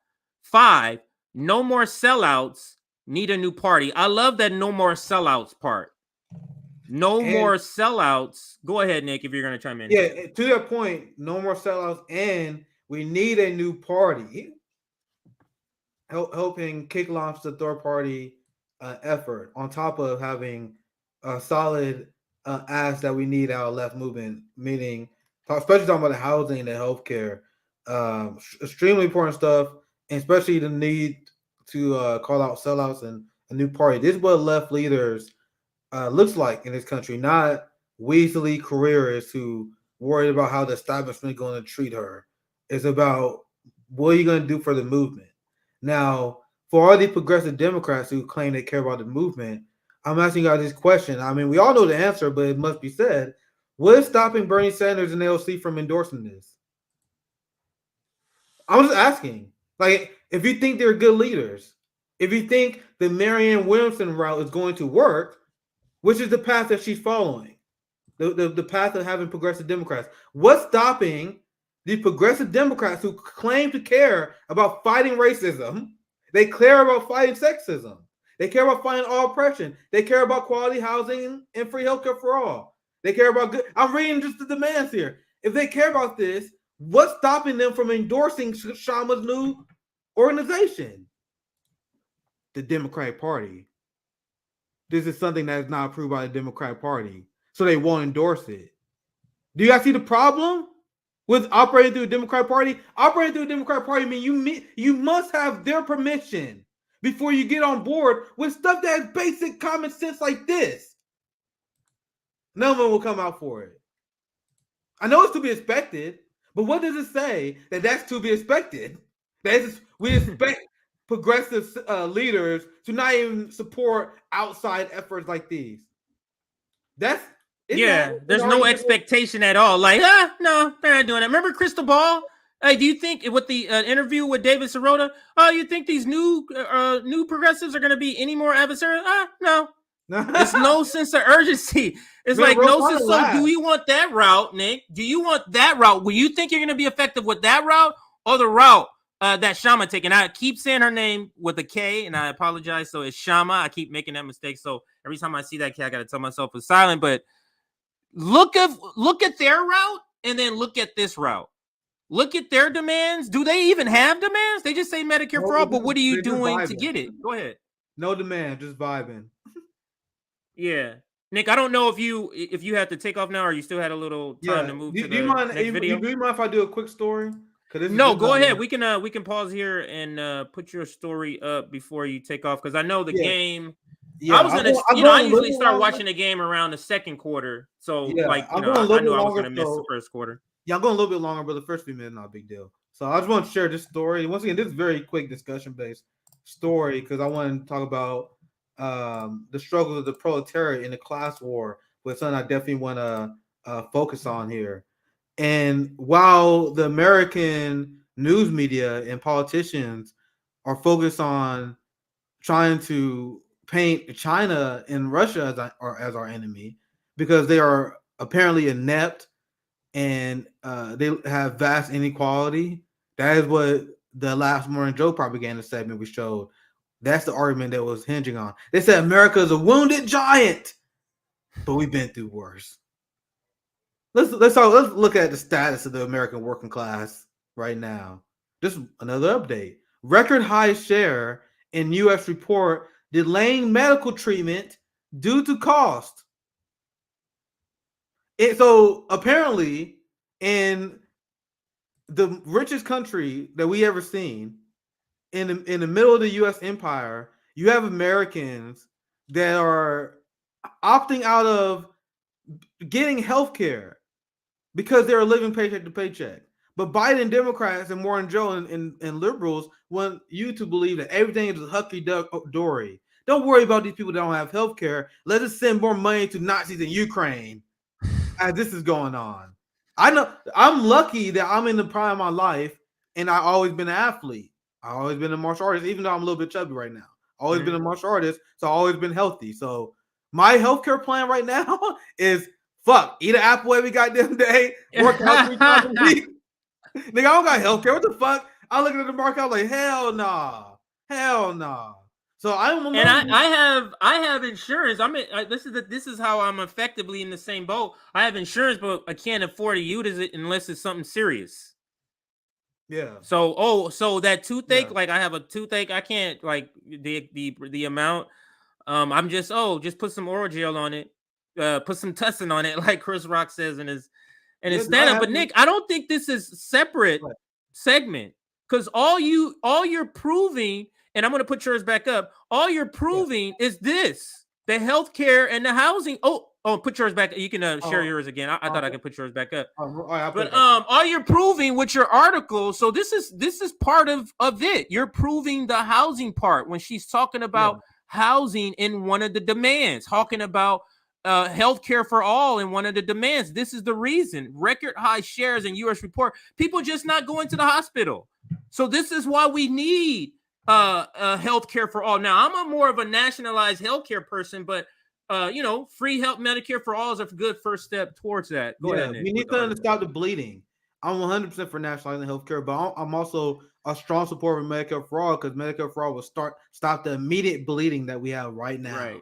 Look at this numbers here, and I'm sure it's worse. Whenever I see these corporate headlines, that even as pro-proletariat, I always assume the numbers is actually worse than this. What's my proof? I don't know. I don't really got any proof. I just assume it's worse than what they say. That's just my general instinct. But anyway, let's read. I'll just read the key points. Once again, not a long story. The share of Americans who say they are a family member delayed medical treatment rose to 38% from 26%. Dude, that's a 12% gap. And guys, you gotta remember, in America, 1% is like a million people. We're talking about millions of people. Every 1%. So 12% jump in literally 1 year. 1 year in the middle of a pandemic, but people didn't want to have a healthcare debate, CJ. The NATO left, the AOC and Bernie Sanders left, didn't want to have a Medicare for all debate, a national debate, as this was going on. So how does that make sense? So, and then they also explain that percentage is the highest since the polling organization began measurement in 2001. So that's 4 out of 10 pretty much Americans know people that just don't go to the doctor or they delay it. Dude, do you guys understand how tragic that is on life? One of the reasons why life expectancy has fallen, one of the reasons why my grandpa died prematurely is because he didn't go to the damn doctor. So now Henry Kissinger is like 25 years older than where my grandpa died at. Yeah. It's they go to a doctor for every little sniffle. They go to a doctor for every little sniffle. Doctor come to their house for every little thing. But we got to just take over-the-counter medicine, capitalism, selling us over-the-counter medicine, right? And this too, this is the reason why I make a lot of word problems wrong when I'm reading. I need glasses, but glasses cost a lot of money. I went to the thing, Nick, and it was like this. I was like, what? I was like, oh, I guess I won't have glasses then because I ain't paying several $100. And that was the cheap shit. So I was like, oh, fuck this shit. But anyway, it speaks to that article you brought up, speaks to, like I said, I don't feel like that's a separate segment because it's spot on to number 4, quality, affordable housing and free health care for all. So it fits right in. Go ahead, Nick, if you're gonna say something else. Yeah, I think that fits perfectly well. And then I've actually I'm gonna bounce out here soon, but I want to share. I always want to do these stories while I share like the status of the working class. And these are fundamental choices, policy decisions that our ruling class is making. So while they want you to focus on China and Russia as our enemy, we need to look at Big Pharma and their co-conspirators, aka the politicians, as our enemy. Nothing but class war. Have love for your neighbors. Have love for each other. Because it literally through that love that I don't want people to die because they don't have health care. How can you call yourself a patriot if you're okay with your neighbor going bankrupt because they don't have the same healthcare plan as you? You're okay with someone going bankrupt because they're not 65 yet? How does that make sense? So that's why I preach fundamental love for the proletariat, fundamental love for your neighbors. That includes wanting the best for their well-being. Reject capitalism, individualism, where they believe people deserve to die just because they don't have enough capital to afford health care. Nothing that is more sacred to me. Anyway, much luck to you guys. I will see you guys on Monday. I got a game to catch. Have a good one, fam. Yeah, all right. So let's start here. Ryan Grim chimed in on Kshama's announcement, and somebody in the chat said, "Hey, I can't find." Yeah, it was in not the chat, but in one of the comments on one of the photos, said, "I can't find that." Yeah, I found out this morning that he did delete the tweet. So that is the reason you're unable to locate that tweet if you're trying to find it. But I took a picture of it. And I think Sabby also took a picture of it, and a couple other people I know took pictures of it. So let's read what he says here. So understand, this is what he's this is what he's quote tweeting from Emily. Workers strike back, a new initiative from Kshama Sawant, Socialist Alternative, and those who want to fight for a better society. We're calling for a new party of working people on a program of a real wage, quality housing, and healthcare for all. So that's all Emily put out, right? Here is Ryan's reaction to that. And it just kind of, one of the things that I'm loving at this crossroads that the left has is the unmasking of their troops, of their stormtroopers, like Ryan Grim.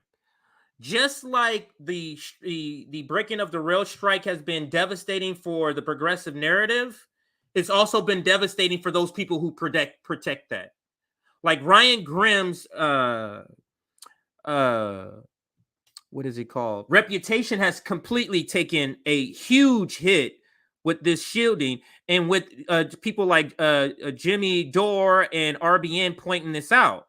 We're pointing out, like, look at Ryan. Like, there's literally video. You can go back a couple of years ago, and I played it in a segment where Jimmy Dore is talking about, oh, look at Ryan swooping in, talking about to save somebody, AOC against Ryan Knight. It was Ryan Grimm swooping in, and here he is in. So let's listen. So we clearly understand who he is. But he has no shame. He just continues to do it. Doesn't matter what we say about it.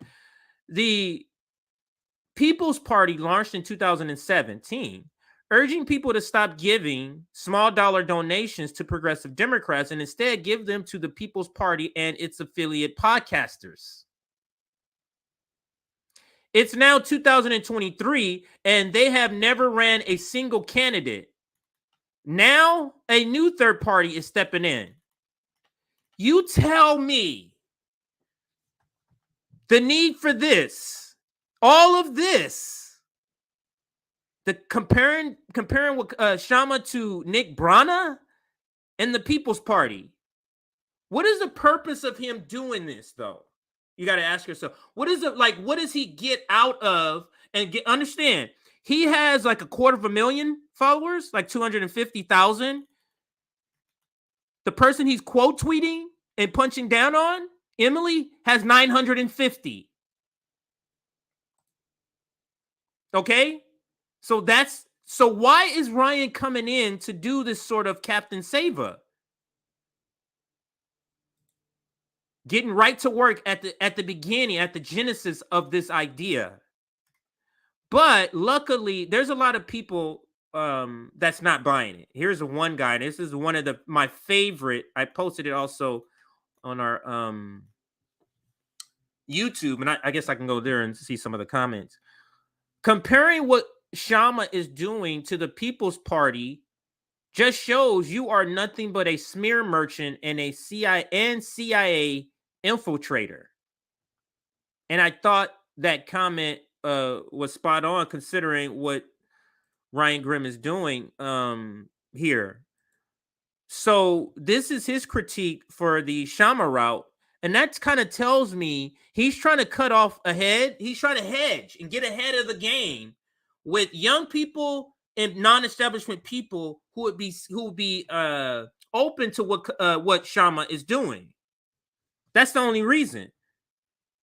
So let's go back now to the Sabby interview with Kshama and listen to some of the other things that she talks about that to me makes it an obvious choice of which route I'm picking between Marianne Williamson and the Kshama route. But let's listen to some more. Let me see where is the next timestamp here. 1:30, 1:36:10. So let's find that one. All right, so let's go here. Now, the point that she's making here, I have it written down in my notes. The point that is being made here is responding to AOC's IG video. So this was interesting. I didn't expect this to be in the announcement segment, but glad that Sabby was able to squeeze this in. Very useful that AOC said this because it's, I think, more on, I mean, I completely disagree with her, but I think it's more clearly explaining what's going on here. What is the difference between, for example, how we ran our office and have run our office for nearly 10 years and the squad.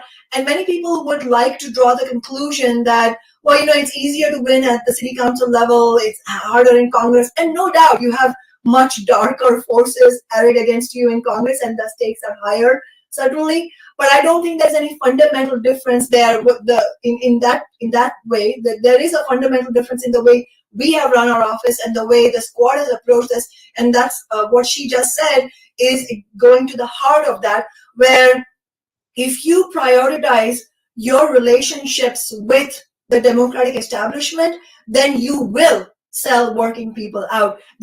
That is such a great point.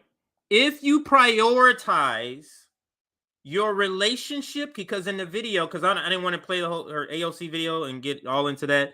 We've already done the segment, but where she talks about, but if you prioritize, she's talking about relational harm, forcing a vote, will cause relational harm with her colleagues. So Kshama is saying if you prioritize having relational harm or those relationships as your top thing or as one of your top things, then you will be selling out the working class. And that's why we see them selling the working class out at every avenue or every opportunity that they get, it seems like. And let's continue with Kshama in this segment here. There is no universe where you can keep the powers that be happy with you and also win something meaningful for workers. It simply doesn't happen precisely because of the way capitalism is structured. You know, capitalism has opposing class interests. The capitalist class and their political servants have some interest, but they are directly opposed to working class interests. So when the working class wins something like what we have won, which is the $15 an hour minimum wage or the Amazon tax, it will make big business and billionaires like Jeff Bezos angry.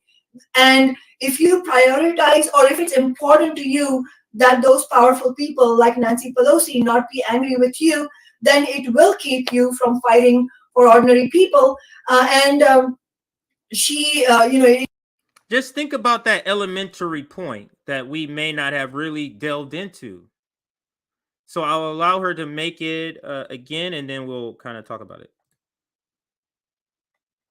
Or if it's important to you that those powerful people like Nancy Pelosi not be angry with you, then it will keep you from fighting for ordinary.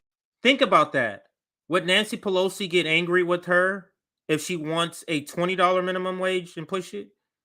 Would Nancy Pelosi get angry with her if she galvanized her millions of followers to fight for climate, to protest?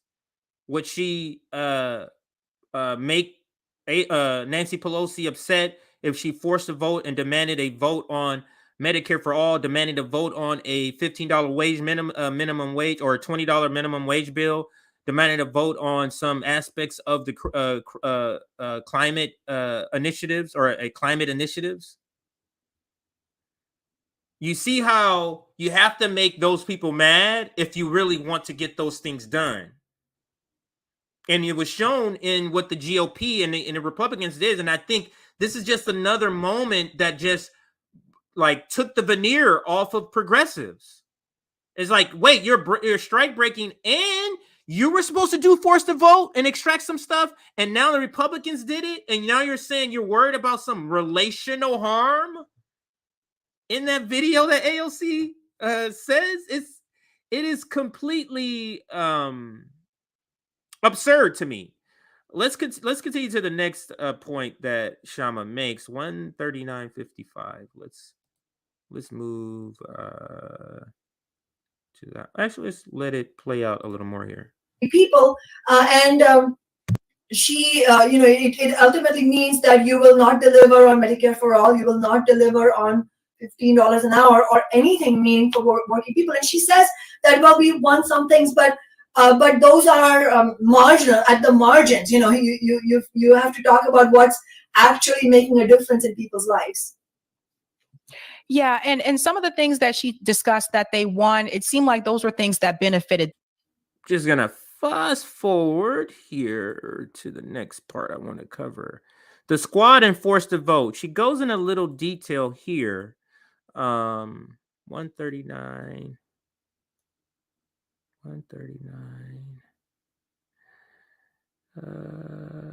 Right here. Heard also, and I think others on RBN covered this. The judge that the New York State governor is promoting, Hakeem Jeffries is supporting me. He's that guy is anti-abortion, anti-worker, anti-poor, and so here you go. All over again, you see the candidate that the leader, so-called leader that the squad ended up supporting is actually supporting very reactionary interests.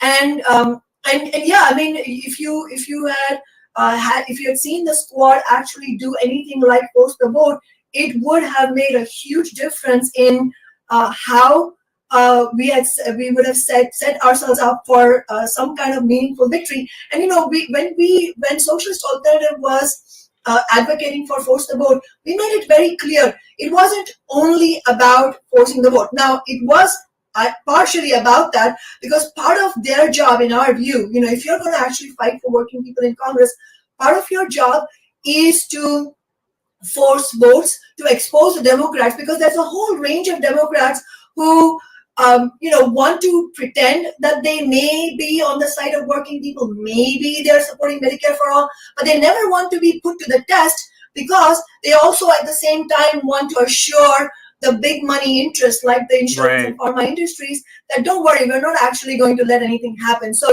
they keep working people in limbo like this, where you think that they might be on your side, but they're never actually doing anything for you. So part of the purpose of exposing the Democrats and forcing the vote is to force them out in the open, so that working people know these people actually voted against Medicare for all. So there's a real recognition. So educating the working class about the real role of the Democratic Party is part of your job if you get elected as a left candidate. But we always said it was not just about the vote. It was alongside forcing the vote, the squad should have called for force the vote rallies across the nation for Medicare for all.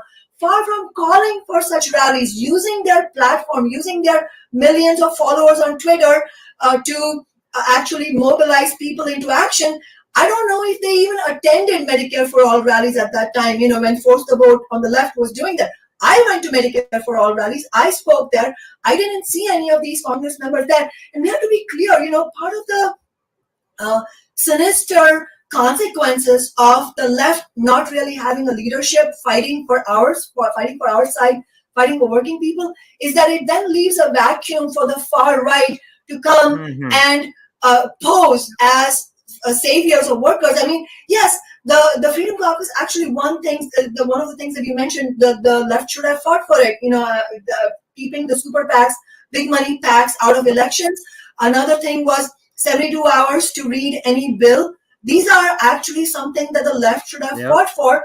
But to be clear, for the most part, this is a dangerous development that the far right, the right wing, is getting any kind of credence here. It's like the...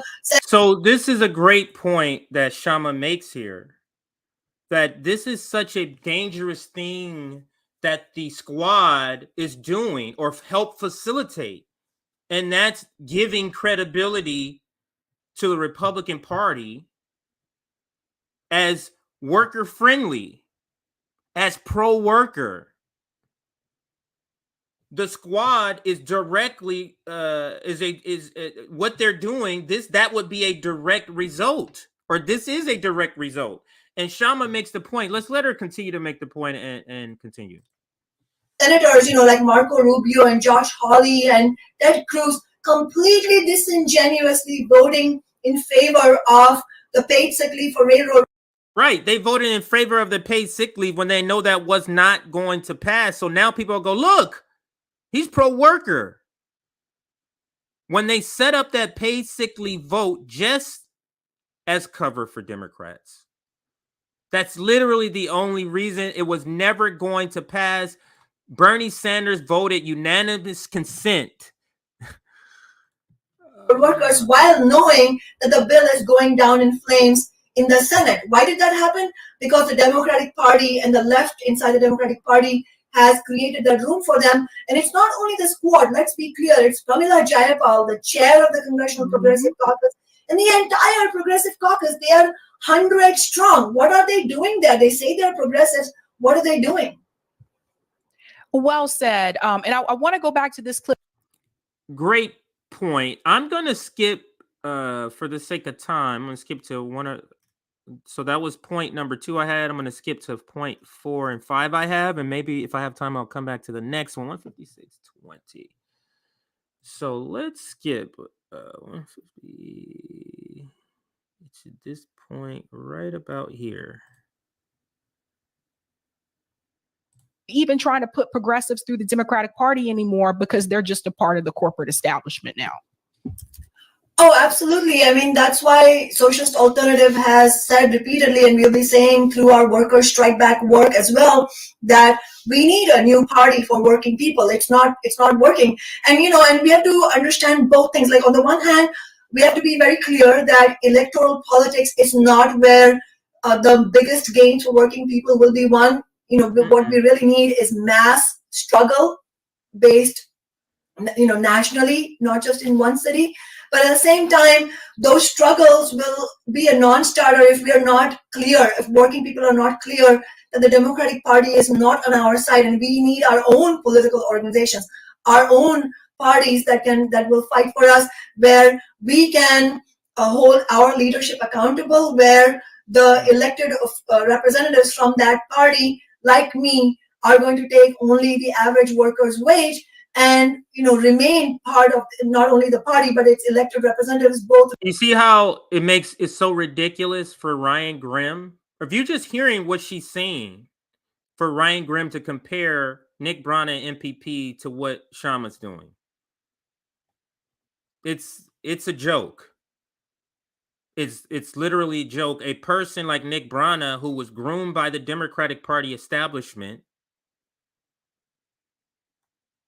somehow that's the same as what Kshama's doing. A person who delivered on multiple things in the city as a council person.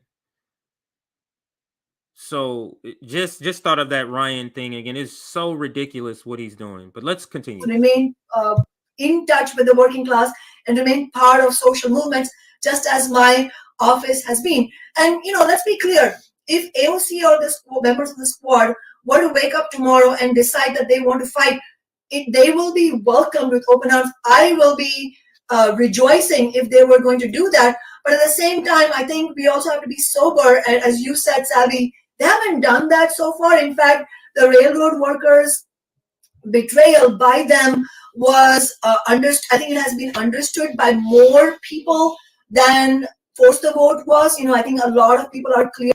This is the point I made earlier. Like, this is not going just some other thing that, they just made a bad decision, bad strategy, sort of like what Mike from Humanist Report said. This is not cancelable. I'm not sure about that.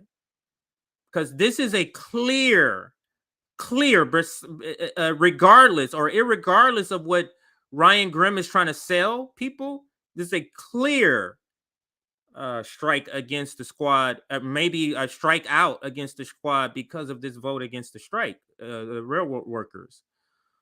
Let's continue. Clear that was a betrayal, that was a breaking of the strike. And so I don't think that we... Yes, that is a clearer betrayal of workers than force of vote, because force of vote is a betrayal of workers too. The lack of exploring or doing that is a betrayal of workers. But this, the strike breaking, is a way clearer. Is way clearer that this is a terrible thing for workers than force of vote. We can harbor illusions in them. We have to take the message that actually we do need to fight back in the grassroots, which is why we are launching Workers Strike Back. In reality, it should have been and I said this morning at the press conference, it should have been the leadership of the labor movement that launched something like Workers Strike Back. Like the union movement in the UK launched Enough is Enough, because we need a campaign at that scale. It's a scale of hundreds of thousands in the UK. Here it should be in millions of people, proportionate with the population. But that hasn't happened, and that's another aspect of the failure of left and progressive leadership that we need to talk about. It's not only the elected representatives who have failed us. Unfortunately, a big section of the labor leadership is so tied to the Democratic Party that they are not willing to call out the Democrats. They are not willing to run independent candidates. They are not willing to use strike. So this is a great point that Sabby makes here. It's also not a political party. Ryan didn't do his research. And I think, Sabby, that's why he deleted it. I don't know if you were around earlier when I said that. Somebody in the YouTube, so we posted his comments on YouTube in the community part where you can post stuff, right? And somebody said, hey, did they delete that tweet? Because I went and I can't find it. And yes, I went back and double checked. He deleted the tweet so far, but luckily you took a picture. I took a picture, because that was one of the first things I saw when I woke up in the morning. Sad. Just jumping to, he's ready to call out anything that's going to take away from the Democratic Party and the progressive Democrat strategy or narrative, not just strategy. We have to understand it's a narrative they're selling. It's a narrative that they're selling about progressive Democrats.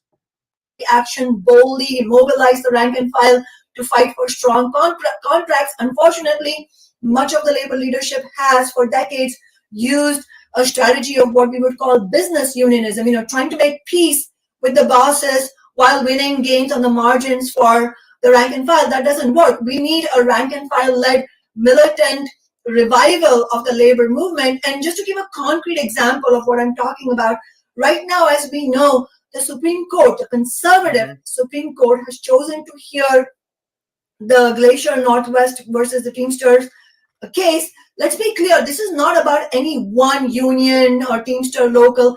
This is the conservative Supreme Court and the billionaire bosses looking to have a precedent-setting anti-strike, anti-labor ruling, because they want to go at the heart of the right to strike itself. So this is relevant to all union members and in fact to all workers as a whole, because the strike action is the only real weapon we have against capital, and we cannot afford to lose this.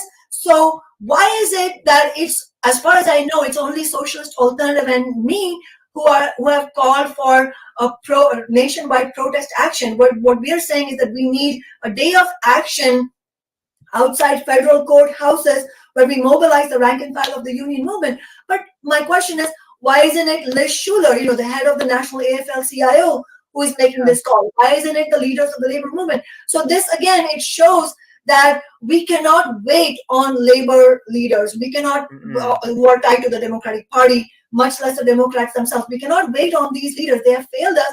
And so we need the rank and file of the labor movement, rank and file, ordinary people, working people, to fight back. And that's what the Workers Strike Back is about. And I want to be clear, it is not No, Workers' Strike Back is not only about the union movement. So if you're watching this and you're a worker, but you're not a member of the union, it does not matter. We want you to be part of the fight back. So please sign our petition.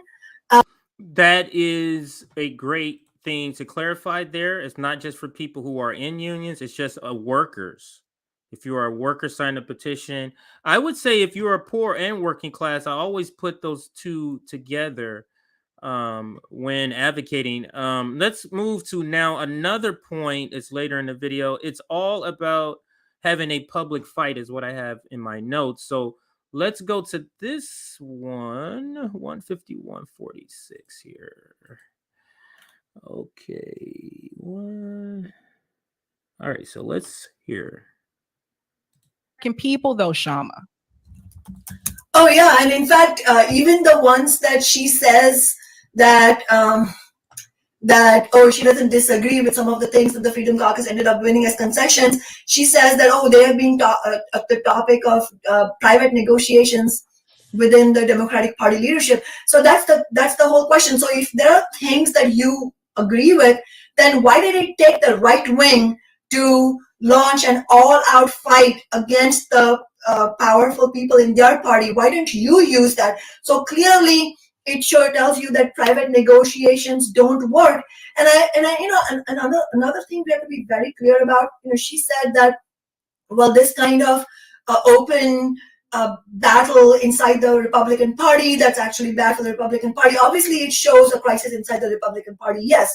But what she is maybe out of touch with or not willing to admit on camera is that overall, what we're seeing is a crisis of both parties where they have lost touch with the lives of ordinary people. The establishment of both parties are completely out of touch with ordinary people's lives. And that is what's creating a room for this. If she is worried about the far right, then the unwillingness of the squad to fight back is helping to create more and more of that vacuum that the right wing is occupying. So if we, as progressives, as people on the left, as young people, if we are worried about the right wing having more of an echo, more of a current in American consciousness, then the only way to defeat that is to build a stronger left. And in fact, to the extent that they have any opening, it's because the Democratic Party is widely understood as a party of Wall Street. That's the problem. That is the very problem. And so the job of the progressives in the Democratic Party is not to give cover to the corporate establishment in their party. Their job is to expose them. And yes, it is absolutely about having a public fight. So as long as the squad are unwilling to expose the leadership of the party, they are going to end up automatically giving cover to the party. Whether they say something or not, the fact that they're not willing to fight means that they're giving cover to the Democratic Party establishment. And it's unfortunate that most of the sections of the DSA leadership have been unwilling to hold the squad accountable. So it's like a pipeline of a lack of accountability. DSA leadership refuses to hold the squad accountable. The squad refuses to hold Pelosi and Biden accountable. So ultimately, who's benefiting? Not working people. It's big business. It's not working people in big business, but I want to zero in on what she said here. It's all about the public fight. This is essentially one of the sticking points between reformist, NATO left, boutique left types and more radical people in the Kshama world. This want to be able to publicly be adversarial to the squad, to progressives, to Nancy Pelosi, to Republicans, everybody. And then we have some who want to be friendly to the blue team. And I think it's been proven, and I think this is why the AOC and the squad is having such a hard time. These are two big things that just happened. The strike breaking and then the force to vote being proven by the red team to work, and they didn't do it. And now they have to, play catch up. It's about having a public fight that they weren't willing to have. And this is where I think we are at a crossroads here on the left. It's about a public fight, and the Marianne Williamson's route, as we saw in the interview with the Vanguard, she's not built for this moment. She's totally inadequate for this moment. And the left is at a crossroads, and that crossroads, I think, the options is public fight or non-public fight. This is the options we have moving forward. It's turning it up a notch, and that's with the public fight, or continue down the same path, and that's teaming up with the Democratic Party, no public fight.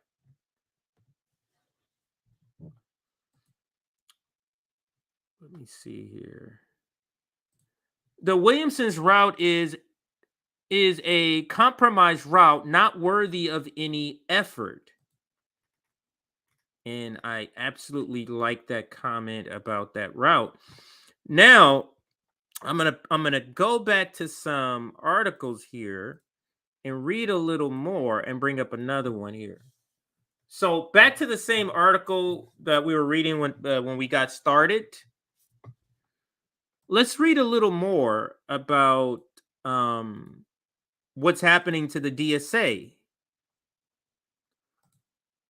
Former Socialist Alternative leader and Reform and Revolutionary Caucus member, now Philip Locker. So Socialist Alternative sort of infiltrated DSA. Kshama is one of them who joined. This is another one. So former Socialist Alternative leader and Reform and Revolutionary Caucus member Philip Locker shared Strutt's view on the crisis and warned that the growth of opposition to the DSA right-wing character is leading to a growth of ultra-leftism. So let me catch up anybody of those who weren't around with the first part of this article. It's titled "Political Crisis Emerges Within the Leadership of the Democratic Socialists of America." But this speaks to the crossroads we're at. Public fight or non-public fight. Within the duopoly or Democratic Party or not within. That's the crossroads. And within the blue team or within the duopoly is the route that Marianne Williamson represents, and Kshama represents the other. But Marianne Williamson has this issue with there is literally people are the illusion of the DSA and Democratic Socialists and all of their elected representatives, AOC and all of such. That is they're losing its vigor. It's losing. People are not buying it anymore, and that's what this article is about. And I'll read this one section just to get you caught up. The crisis is rooted in the organization's inability to mask its increasingly naked pro-capitalist, pro-imperialist essence. A long string of actions by the DSA is breaking down the illusion of thousands of DSA members who joined the organization believe it was an opponent of imperialist war and capitalism. So I think that kind of catches you up on what the article is about. Now let's go back down to this part where this section where I'm reading now. So yeah, right here. And here's a quote. There's a left in the DSA that is dissatisfied, rebellious, that sees the need for change, but too often is held back by a self-limiting, self-isolating ultra left. We see that outside DSA, and we need to politically equip the more rebellious forces that are looking for radical change, that are looking for Marxist policies, that yes, we must harness that energy, but in a way that can be effective and actually offer a viable challenge to the leadership of DSA and labor. That's part of the discussion and the debate we're having. That is a fantastic quote, or yeah, I'll leave it at that. Locker's statement is worth breaking down because it actually summarizes the role the DSA has played for decades in disarming social opposition and blocking the development of a mass socialist movement independent of the Democratic Party. That is such on point, and because that's what this is saying. That's why I said to call it fantastic. Not fantastic and good, but fantastic as in this is astonishing of what he's admitting to here. And I'm going to read this part too. Former socialist alternative leader caucus Philip Locker shared Strutt's view on the crisis and warned. Now, this person who's a DSA person warned that the growth of opposition to the DSA right-wing character, the growth of that opposition is leading to a growth of ultra-leftism. As if that's a thing. And I guess that means RBN. We would be considered ultra-left. Socialist alternative Kshama would be considered ultra-left. And then we read that quote, but now is worth breaking down. So let's break it down. Locker states that there is a rebellious mood among DSA members who wanted to join a socialist organization, but ended up joining a capitalist one. The great danger is that this mood will develop outside the controls of the DSA. This is what they're worried about. They're worried about people being so dissatisfied with the DSA, they're going to say, fuck it, and go do their own thing and start a mass movement, sort of what Kshama's doing now and what Ryan Grim has to freaking come out and attack. Let's continue. Locker, oh, sorry, I read that part. The great danger, read that part too. Let's read that again. The great danger is that this move will develop outside the control of DSA and the Democratic Party, and that ultra-left forces outside the DSA will gain from it. The DSA must harness that energy, but in a way that can be effective and viable. The buzzword often used to justify capitulation to the Democratic Party on the basis of false pragmatic realism. The DSA must block this leftward movement, directed away from the independent socialist politics and towards appeals to the DSA leadership, the Democratic Party, and trade union bureaucracy. You see why the Kshama Sawant route is the route we must take? Kshama Sawant is a member of the DSA. I don't know if she still is, but she joined the DSA. But this article, or this section of the article, is specifically talking about people like her, or it's fed up and tired, like, okay, this is too much. This article is on worldsocialistwebsite.org. Worldsocialistwebsite.org. Let me do something even better, and I'm going to put it in the description box right now. So the link is there. So you could technically go there now and get the link. Let me add the title of the article in the description box here. So if you're watching and you want to go read this, because I'm not reading the entire article, because they go into more of the story behind that job posting that they had. So they go more behind that story. So that part I skipped to talk about more generically of what's happening to the DSA, what's happening overall on the left, and why there's this problem and this crossroad that we have, or we're at a particular crossroad. So anyway, the article is now in the description box. So if you want to go read this article, or all of in its entirety, please check out the description box to get that article. Did I go too far? 1 second here. Oh no. Okay. All right. So now let's go to where I left off here. It was somewhere here. Yeah. The concerns expressed by these DSA figures flow from what appears to be substantial loss of membership and a drain in activity among a substantial portion of the DSA membership. Andy S. representing the pro-imperialist Tempest Collective, comprised largely of former members of the International Socialist Organization, told the meeting, at the 2021 convention, Maria S. stated that membership growth had slowed to a trickle. We have not received any more information about the membership figures until Jennifer Bolin leaked them. She said in August 2021, we had 94,687 total members. 77,000 were members, 81% in good standing. Now we are at 86,977 total members. You see that here? This is where they were. This is where they at. Total members, and 64,000 in good standing. Good standing. So 74%, almost a 10-point drop there. It's a loss of 12,000 or 15% of the organization. It's a pretty big deal. So the DSA is in shambles. They're falling apart.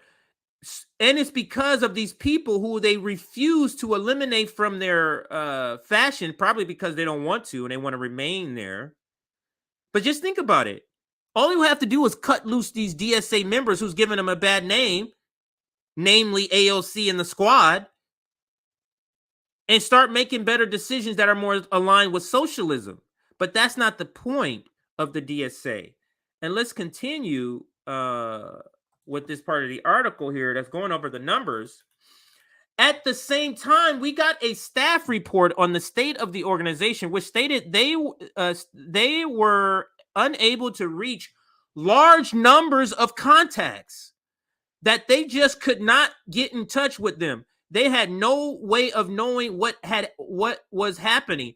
And among those, they were reporting a level of exhaustion and burnout unlike anything they had ever seen.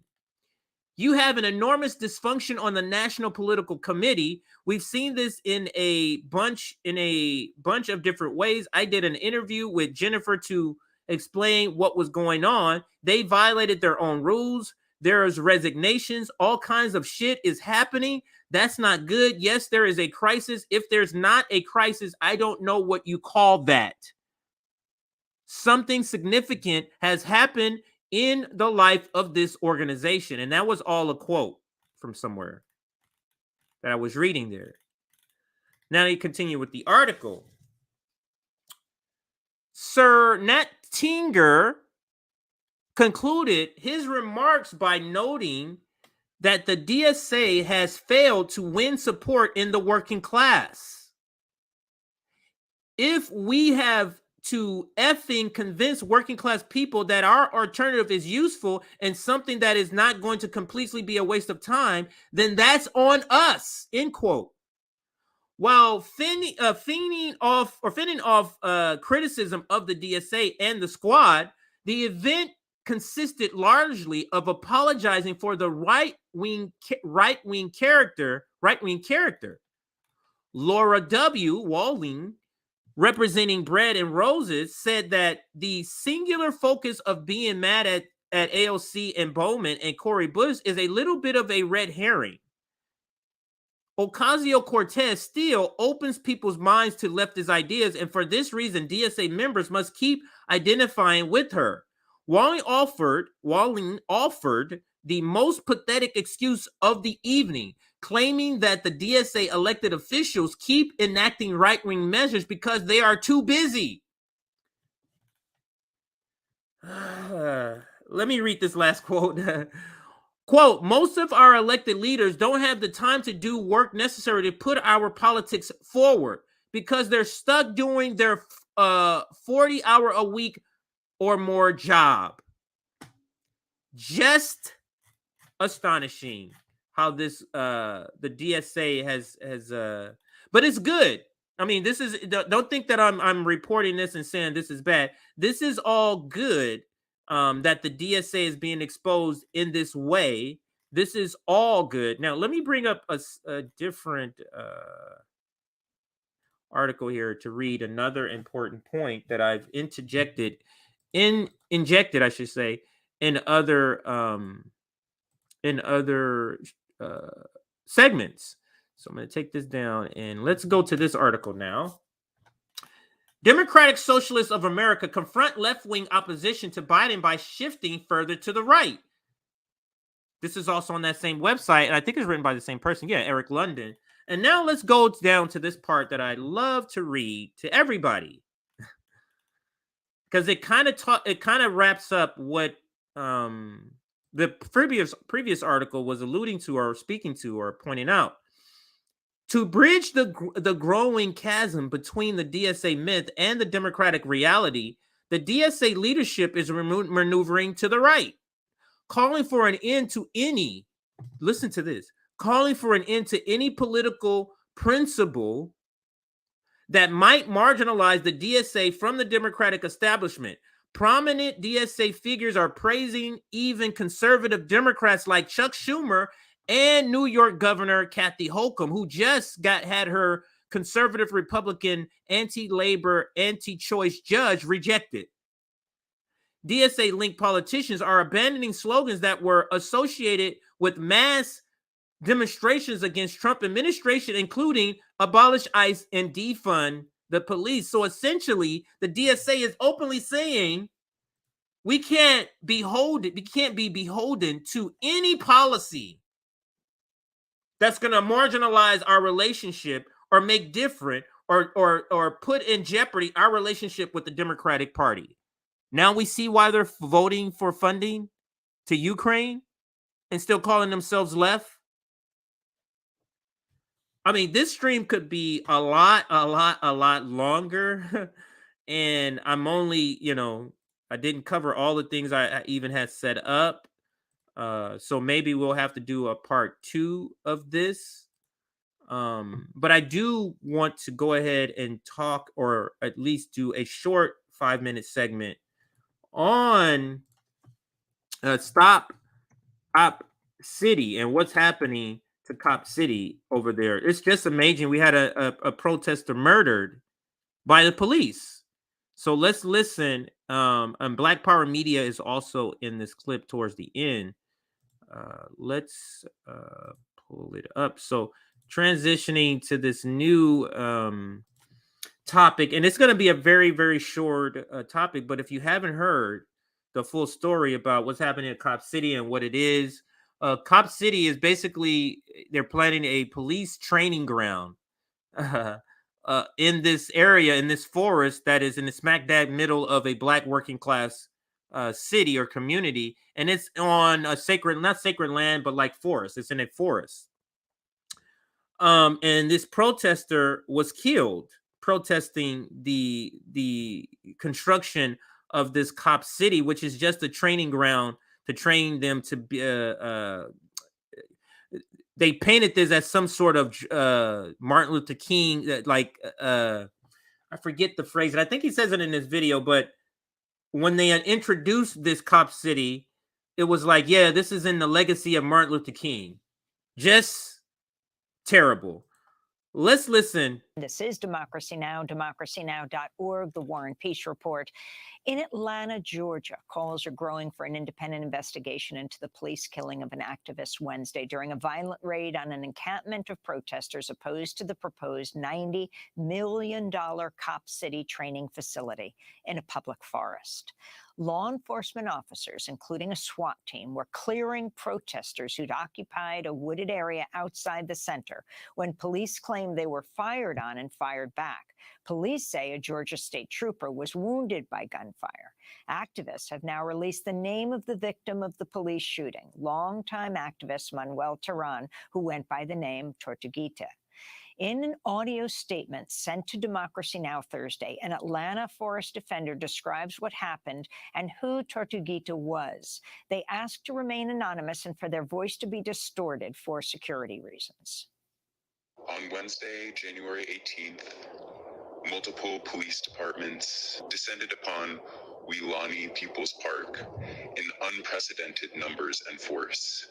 They blocked access to the park on both roads and bike trails. Some people were arrested for attempting to document police actions that day at the park. Gunfire was heard at 9:04 a.m. About a dozen shots fired in rapid succession, followed by a loud boom about a minute later. For hours after the murder of Tortuguita, police continued to hunt, assault, and arrest our brave forest defenders. Those defenders in trees were targeted with pepper bullets. One tree sitter had their tree house, which stored food and water, cut from beneath them. They were left without food and water for over 12 hours up in the tree, as police waited at the base of the tree to capture them. This same tree sitter continued to stay in their tree until the next morning when they were arrested. Other forest defenders were chased by police dogs. These defenders had to hide and flee for their lives, all the while with the nauseating knowing that their dear comrade had been murdered in the sacred land that we call home. Tortuguita was a radiant, joyful, beloved community member. They fought tirelessly to honor and protect the sacred land of the Wilani Forest. They took great joy in caring for each and every person that they came across. Tortuguita brought an indescribable jubilance to each and every moment of their life. Their passing is a preventable tragedy. The murder of Tortuguita is a gross violation of both humanity and of this precious earth which they loved so fiercely. Do not turn away from this violence. Do not allow the callousness of the police state to numb your heart. Honor Tortuguita by bravely witnessing the ongoing injustices the police and corporations are enacting upon the Wilani Forest. Honor Tortuguita's legacy by embodying their joyous bravery. Tortuguita's presence on this earth is a gift that will keep on giving for generations to come. It is time for people to join this movement and to say no to this pointless escalation by the police. That was an anonymous statement by an Atlanta forest defender sent to Democracy Now!, his voice disguised. Vigils for the slain forest defender Tortuguita have taken place from Los Angeles to Minneapolis to Charlotte to Chicago and Atlanta. Activists held a vigil the night of the shooting and are planning a march on Saturday. For more, we go to Atlanta to speak with Kamau Franklin, founder of the organization Community Movement Builders. Kamau, welcome back to Democracy Now! That's also founder of Black Power Media. You can check them out on YouTube. Can you please tell us what you understood happened? Well, we have very little information on what took place besides what your earlier recording just said. That the only version of events that's really been released to the public has been the police version, the police narrative, which we should say the corporate media has ran away with. To our knowledge so far, we find it less than likely that the police version of events is what really happened. The idea that he was sitting in a tent and fired out of the tent at basically a SWAT team, DeKalb County Police, Atlanta Police, and Georgia State Troopers who were there in great numbers to do the... Yeah, it's not believable. But as long as the police said, that's it, it's completely not believable, the police story. But that doesn't matter. Raid that they conducted in the park. And the idea is that this person shot and then they fired back. As the little intel that we have, residents said that they heard a blast of gunshots all at once. Not one blast and then a return of fire. Also, there's been no other information released. We don't know how many times this young person was hit with bullets. We don't know the areas in which this person was hit. We don't know if this is potentially a friendly fire incident. All we know is what the version of the police have given. And that's why we're calling for an independent investigation, not one that's done by the Georgia Bureau of Investigation. I was going to say independent investigation by another law enforcement office organization, but Kamau dispels that right away. not one that's done by the Georgia Bureau of Investigation, not one that's done by any federal authority, but a complete independent investigation, because that's the only way we're going to know what really happened. But right now, based on what we do know, we cannot say anything except that this is probably a political assassination. This is something that could have been prevented. There was no reason for them to take the tactics that they did. This is what my guess would be. This is we need to put a head on the stick. We need somebody to show as an example here that you're not going to stop capital and capitalists from what they want to do. So this is to instill fear. And all they have to say, oh, we heard gunshots.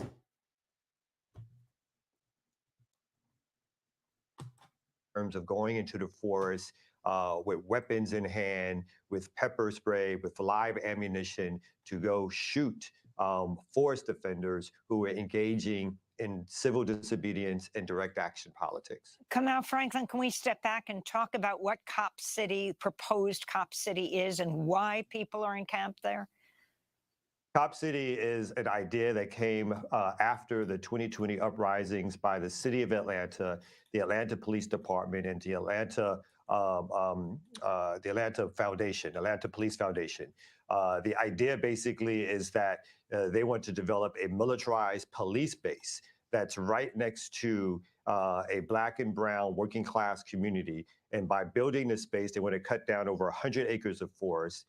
They want to develop an area where there's a room for explosives testing, over 12 firing ranges, a place where there's a Black Hawk helicopter landing pad, a training center for them to practice crowd control. We should also mention that they are engaged in international training with the Israeli police.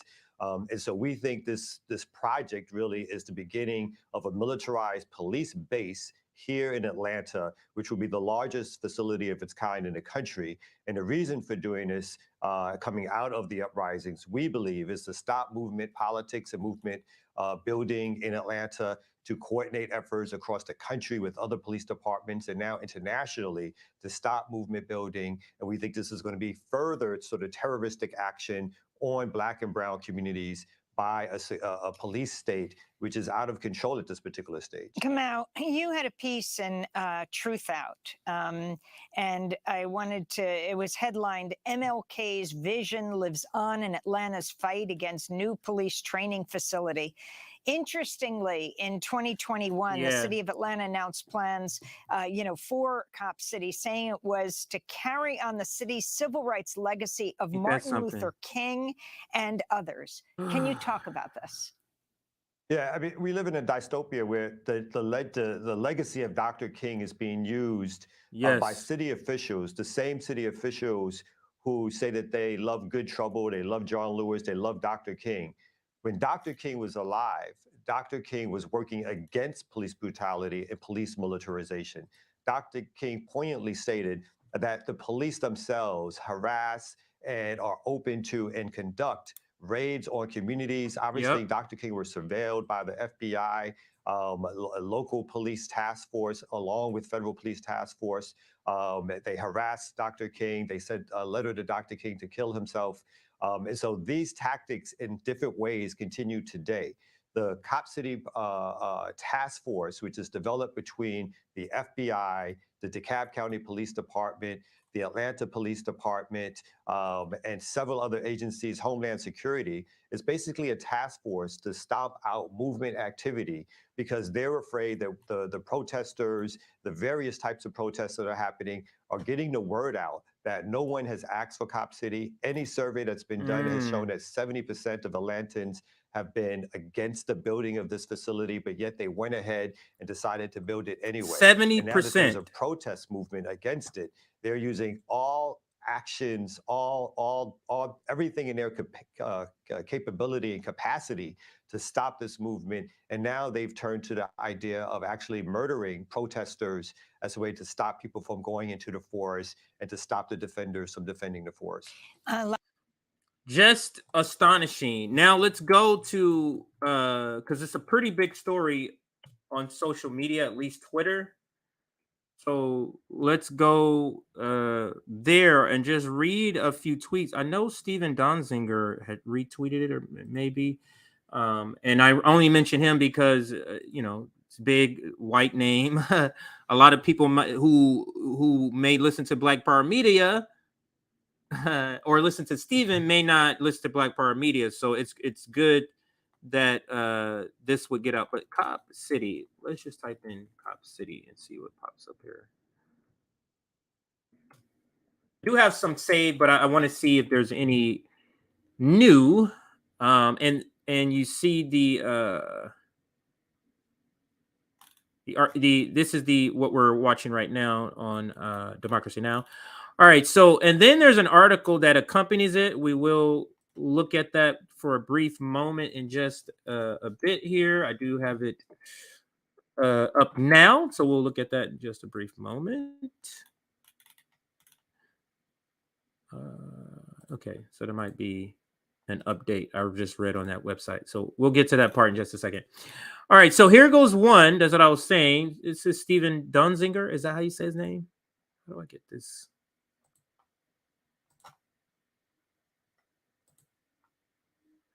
Let's look and see here. How about I do this? Let's refresh.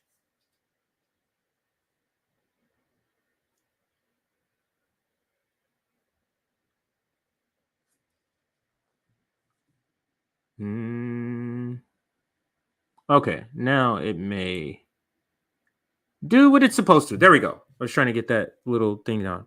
So here is Steven Donziger. Okay, yeah, I did say it the right way. Breaking. After killing a climate activist in Atlanta, police hit 7 more protesters with huge bogus terrorism charges. The total number of activists protesting Cop City who face terrorism charges now stand at 13. Pure intimidation. Stand strong. And man, this is ridiculous. The charge. So we'll go to that article too, just to briefly see if there's any information there that is new, because that's what I'm trying to report. Just any updated information about what's happening with Cop City. So that's Steven. Let's look at some other tweets here. And this is what Kamala was referring to. Like, it's getting out. More and more people are getting out. Like, what the hell is going on? Now, let's read this one. I think this is let's read this one. So this says, I'm not sure people know just how bad the Cop City project in Atlanta would be. That they want a whole mock city to practice police repression. Right. So think of, I don't know if you know Universal Studios. Because I'm in California, in Florida, I'm sure you know. But this is like a Universal Studio backlot. Atlanta is where they have a whole city made up where you can film and stuff. They're making up a whole city so they can figure out how to attack the proletariat. Let's listen. Atlanta is planning on building a $90 million training ground in the forest to practice urban warfare tactics. Activists are calling it Cop City and say it will harm Black people and the environment. The facility would be a space where the police could practice tear gas explosions, bomb testing, have a shooting range, practice high-speed chases. Like, they're literally going to build a mock city of Atlanta to practice different urban warfare tactics. The purpose of this project is to be able to better surveil, better suppress, and better prevent liberation movements that directly address the exploitation that Black and working class communities are feeling. Atlanta actually increased its police budget after Black Lives Matter protests and a movement to defund the police. More than 70% of Atlantans disapprove of Cop City. In 2021, Atlanta's population was almost 50% Black. 20% of Atlantans live in poverty. The Atlanta police have always been antagonistic towards poor and working class people. They have been active agents of gentrification. Cop City is proposed to be built on land that included a slave plantation and a prison farm. The construction would cut down part of the South River forest, which helps prevent flooding and protects against extreme heat. Activists against Cop City are occupying the forest, building barricades, and protesting against corporate sponsors to stop construction. Defund the police, abolish them, and invest in the things that actually keep us safe. We've been ramping up our efforts to get folks in the community trained on things like restorative justice, on medic trainings, on de-escalation tactics, disaster relief, all the things that we know actually keep us safe when we're in crisis. And so we don't need to call the police. Folks won't feel like they need to engage 911, that we'll have those skills in our community and can meet our own needs. That's such an important point about policing ourselves. And let's now continue right here, Max Blumenthal. So like Kamal alluded to or said in that interview on Democracy Now!, it's a lot, it's getting out. Like, this killing is only going to get more people involved in understanding what's happening and spread the word, and it's going to get more resistance. Cop City, this is Max Blumenthal. Did I say Mike earlier? Max Blumenthal. My apologies if I said it wrong earlier. Cop City is a 90 million, 80-acre de facto military base where police will train in urban warfare tactics to be deployed against American citizens. You see how Stephen Donziger retweeting that, got Max Blumenthal to quote tweeting, and so on and so on. And this Max just did this a few minutes ago, not even 10 minutes ago. So this is what one of the unintended consequences of what they're doing, their tactics against people is doing. And here's another video we'll play before we move on to the article here. We construct barricades to keep police out, police construction, contracting companies. You hear gunshots all the time because there's a police firing range in this. Yeah, you can hear those shots right there. Occupying this forest is how activists are resisting the construction of a $90 million state-of-the-art. You hear gunshots all the time, but the police said, we heard it, we were shot upon. We were shot upon, and that's why we shot him. The Art Police Training Center protesters call Cop City. The facility will be developed on one of the largest green spaces in Southeast Atlanta, which has a history of oppression. All of it. It will be clear cut. They cannot wait. They just want to go in and bulldoze everything and then write the history the way that they want to write it. The fate of the forest is up in the air as the police and forest defenders both refuse to back down. Those people, to me, through their acts, are actually domestic terrorists. Major corporations are pouring millions into this project, financially pressuring politicians to build Cop City. Why did you vote to approve this facility? Surrounding neighborhoods that are more than 75% Black say their concerns have been silenced. Our opinion doesn't matter. It doesn't count. It's disrespect. And that's what folks who live here ought to be just enraged about.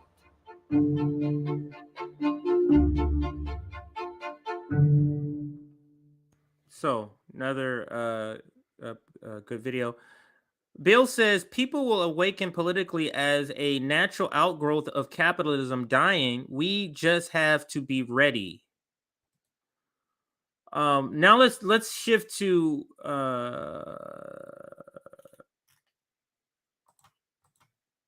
right here. The article here. I'll put it in the frame instead of starting a new one here. So where is it? Is it this one? Yeah, let's put it in the frame here. So, 7 charged with domestic terrorism after Atlanta police training site shootout, person killed identified. So let's read a little bit. Investigators, let me make sure this looks right here. Let's put this banner up. So anybody who drops in understands what we're talking about. Am I on the right page? I am not. 1 second, everybody.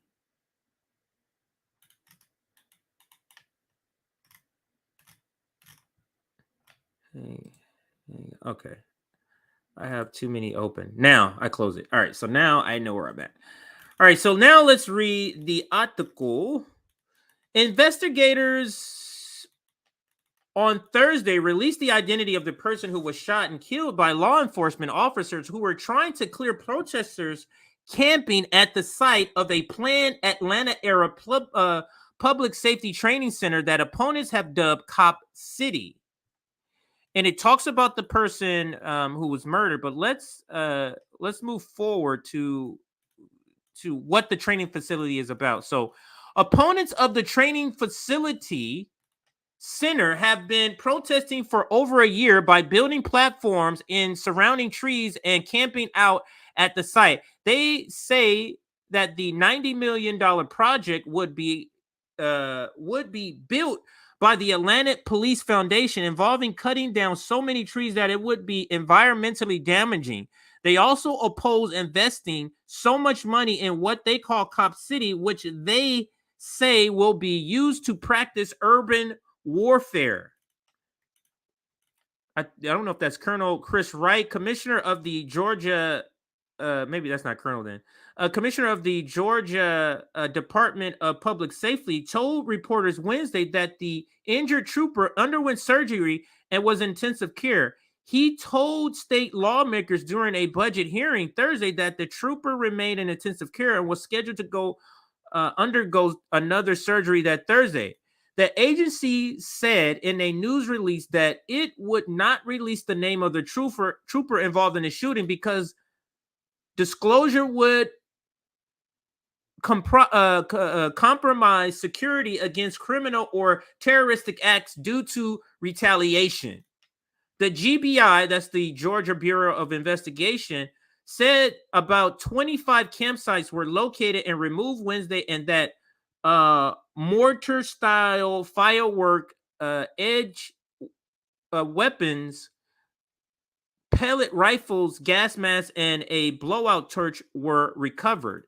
7 people were arrested and charged with domestic terrorism and criminal trespassing, with other charges pending. The GBI said they range in ages from 20 to 34, and none of them are Georgia residents. GBI Director Mike Register said Wednesday that people are illegally occupying the area and are committing acts that endanger the community, including arson and using explosives. The clearing operation was conducted in the small area where a handful of people were arrested last month and also charged with domestic terrorism.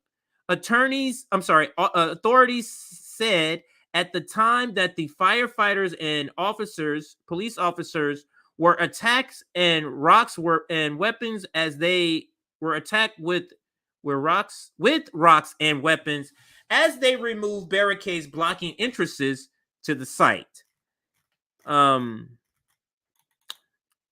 This is just terrible. To me, all of like I said, do you think Marianne Williamson from our previous segment, you think she's right for this type of moment? What's happening over here at Cop City?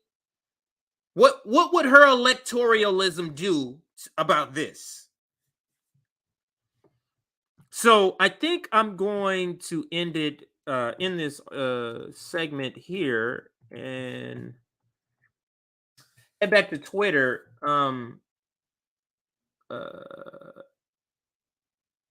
Cancel.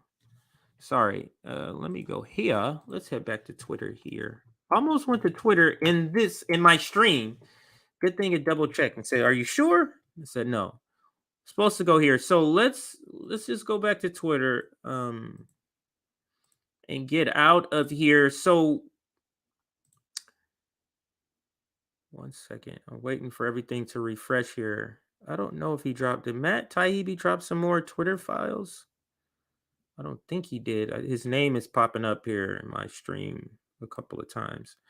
We're currently sitting at 508 as far as likes. So thank you for everybody that has liked. We got a lot of brand new people who haven't though. So if you're still here, please like the stream on your way out. Let's see if we can get to 550 on your way out, everybody.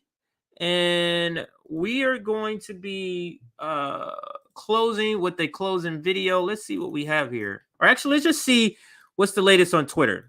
Let's roll through my feed here and see what's the latest. So yeah, this is another one. I think we might cover this Sunday or tomorrow or Monday. The protest is happening in France. Look at that beautiful site. Let's see what Sabby says here. Let me see what she says. Pay $9 for a carton of eggs, but we're supposed to be happy. We received a reduced stimulus check and a child tax credit that ended early. I don't even have kids, so all I got was a stimulus check. That tweet has blown up. Let's see what else is happening on Twitter. I think let's call this what's happening on Twitter. Twitter feeds. How do we call it that? Let's look at Twitter feed, my Twitter feed. So maybe this can be a segment. This is France right now as workers protest unpopular cuts to the pension system proposed by neoliberal Macron regime. We need this action across the West to stop NATO's pursuit of World War III in Russia. This is what we need. Look at that. This is the type of thing we need. Americans, we need to wake up this sort of spirit. But that is amazing. Actually, there's a video too that I'm sure will pop up here because I've seen a bunch of videos. Here's more pictures of that.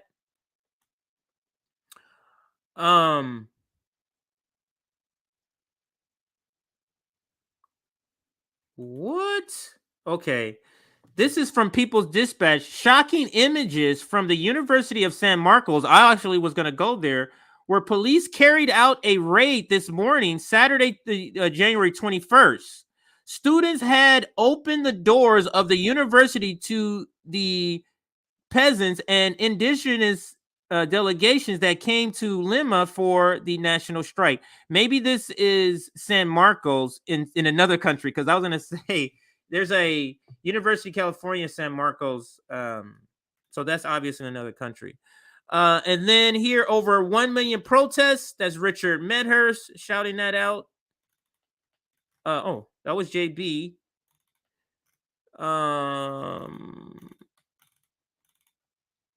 Here goes Midwestern Marks.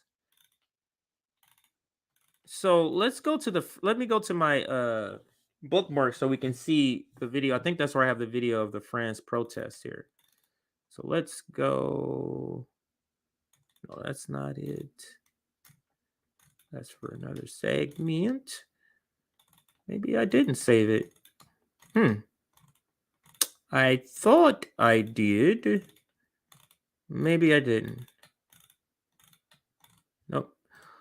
Yeah, I guess I didn't. All right, but anywho, we're gonna be getting out here. Hopefully, we've gotten to 550 likes, and another hope. Let's hope that these videos play, these outro videos play, because as we all have witnessed, they have been effing with us, fucking with us this whole time. So let's see if this video plays here. We'll see. Let's see.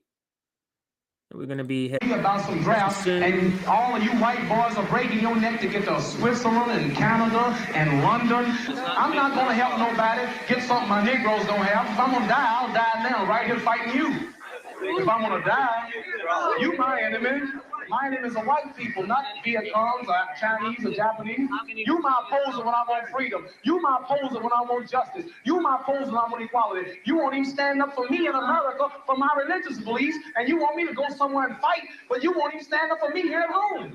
I'm saying you. Let's listen to that again. Draft, and all of you white boys are breaking your neck to get to Switzerland and Canada and London. I'm not going to help nobody get something my Negroes don't have. If I'm going to die, I'll die now, right here fighting you. If I'm going to die, you my enemy. My enemy is a white people, not Vietcong's or Chinese or Japanese.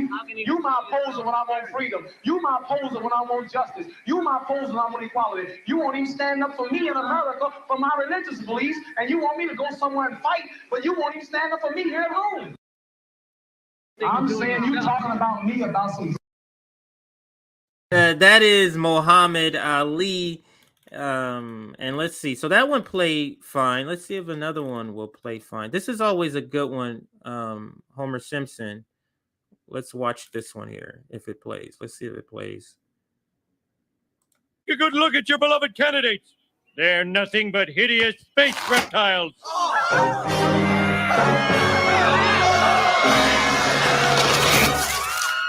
It's true. We are aliens. But what are you going to do about it? It's a two-party system. You have to vote for one of us. This is literally what it's like in the United States. Literally what it's like. All right, so America, take a good look at your. I believe I'll vote for a third party. Yeah, it kind of acts weird. So let's see one more video, and then we'll head out here. I'm trying to find one that will actually play all the way. I don't know if some of these will play all the way, so let's try this one here. It looks like this has a lot of, so we'll go with David Sirota acting like he doesn't think the squatters sell out. So let's listen. An example. Okay. AOC, if AOC does not, and the squad does not use their leverage to force a floor vote or try to force a floor vote, I'm not prepared to say that means that they don't believe in Medicare for all or that they're sellouts. I'm not prepared to.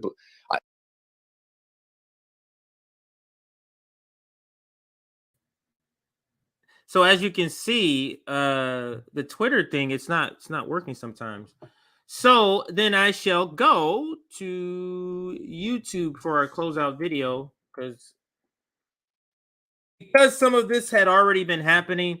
I figured out a way to have a backup for our closeout videos, and I just go and get the original content on Twitter. So we're going to close out with this one, Michael Brooks and Vivek speaking, and let's go back here. Those non-whites who are in the American left are all middle class. Ability is right about here. Overwhelmingly a middle class formation. That you talk about, Michael, when you say there's all right, so I figured out. All right, so here's our closeout video, everybody. Have a great rest of your Saturday. Kant made, and hopefully you enjoy this on replay if you're watching now, it on replay. The liberalism if that not, you talk I'll toss about, up your Michael, comments. There's a lot of liberalism within the left we go. today. I would not call it that. So the identitarian stuff that you talk about, the narrowness, that is not an ideological hangover of liberalism. That is a very, very active set of people pushing their material interests. Right. The left in the United States is fundamentally and overwhelmingly a middle class formation. It is not it's the first left globally, historically, that has no connection to the working class, to the poor at all. People complain that the left is white. Bullshit. That's a second. The left has those non-whites who are in the American left are all middle class too. It's disproportionately white, but it's all middle class, regardless of its color. In that setting, when you're only bringing in middle class people into your organization, a big chunk of them are going to say, we don't want to hear about poverty. We don't want to hear about the economy. What we want to know is when we walk into a room, why are we not treated well? When we apply for the salaried positions at 6 figures that we think we have a right to, why do we get 5% less than the other guys? That's what the middle class on the left wants to hear about. It will dress it up in all sorts of historically powerful language and all that. But Adolf Reed has been saying this for a while, and it's only because he's in America that people think this is controversial. In the rest of the world, what Adolf says is just common sense, which is this is a form of nationalist politics. And all nationalist politics has one or the other class character. Either it's a nationalism that's wrapped around the needs of the poor, or it's a nationalism that's wrapped around the needs of the aspiring, emerging elite within the dominated groups. Identity politics is the class instinct of black, brown, and Asian, yellow, whatever you want to call them, people, and the women. It's not an ideological hangover. It is a very committed and clear set of material interests. And as long as the left remains in the middle class, it will never get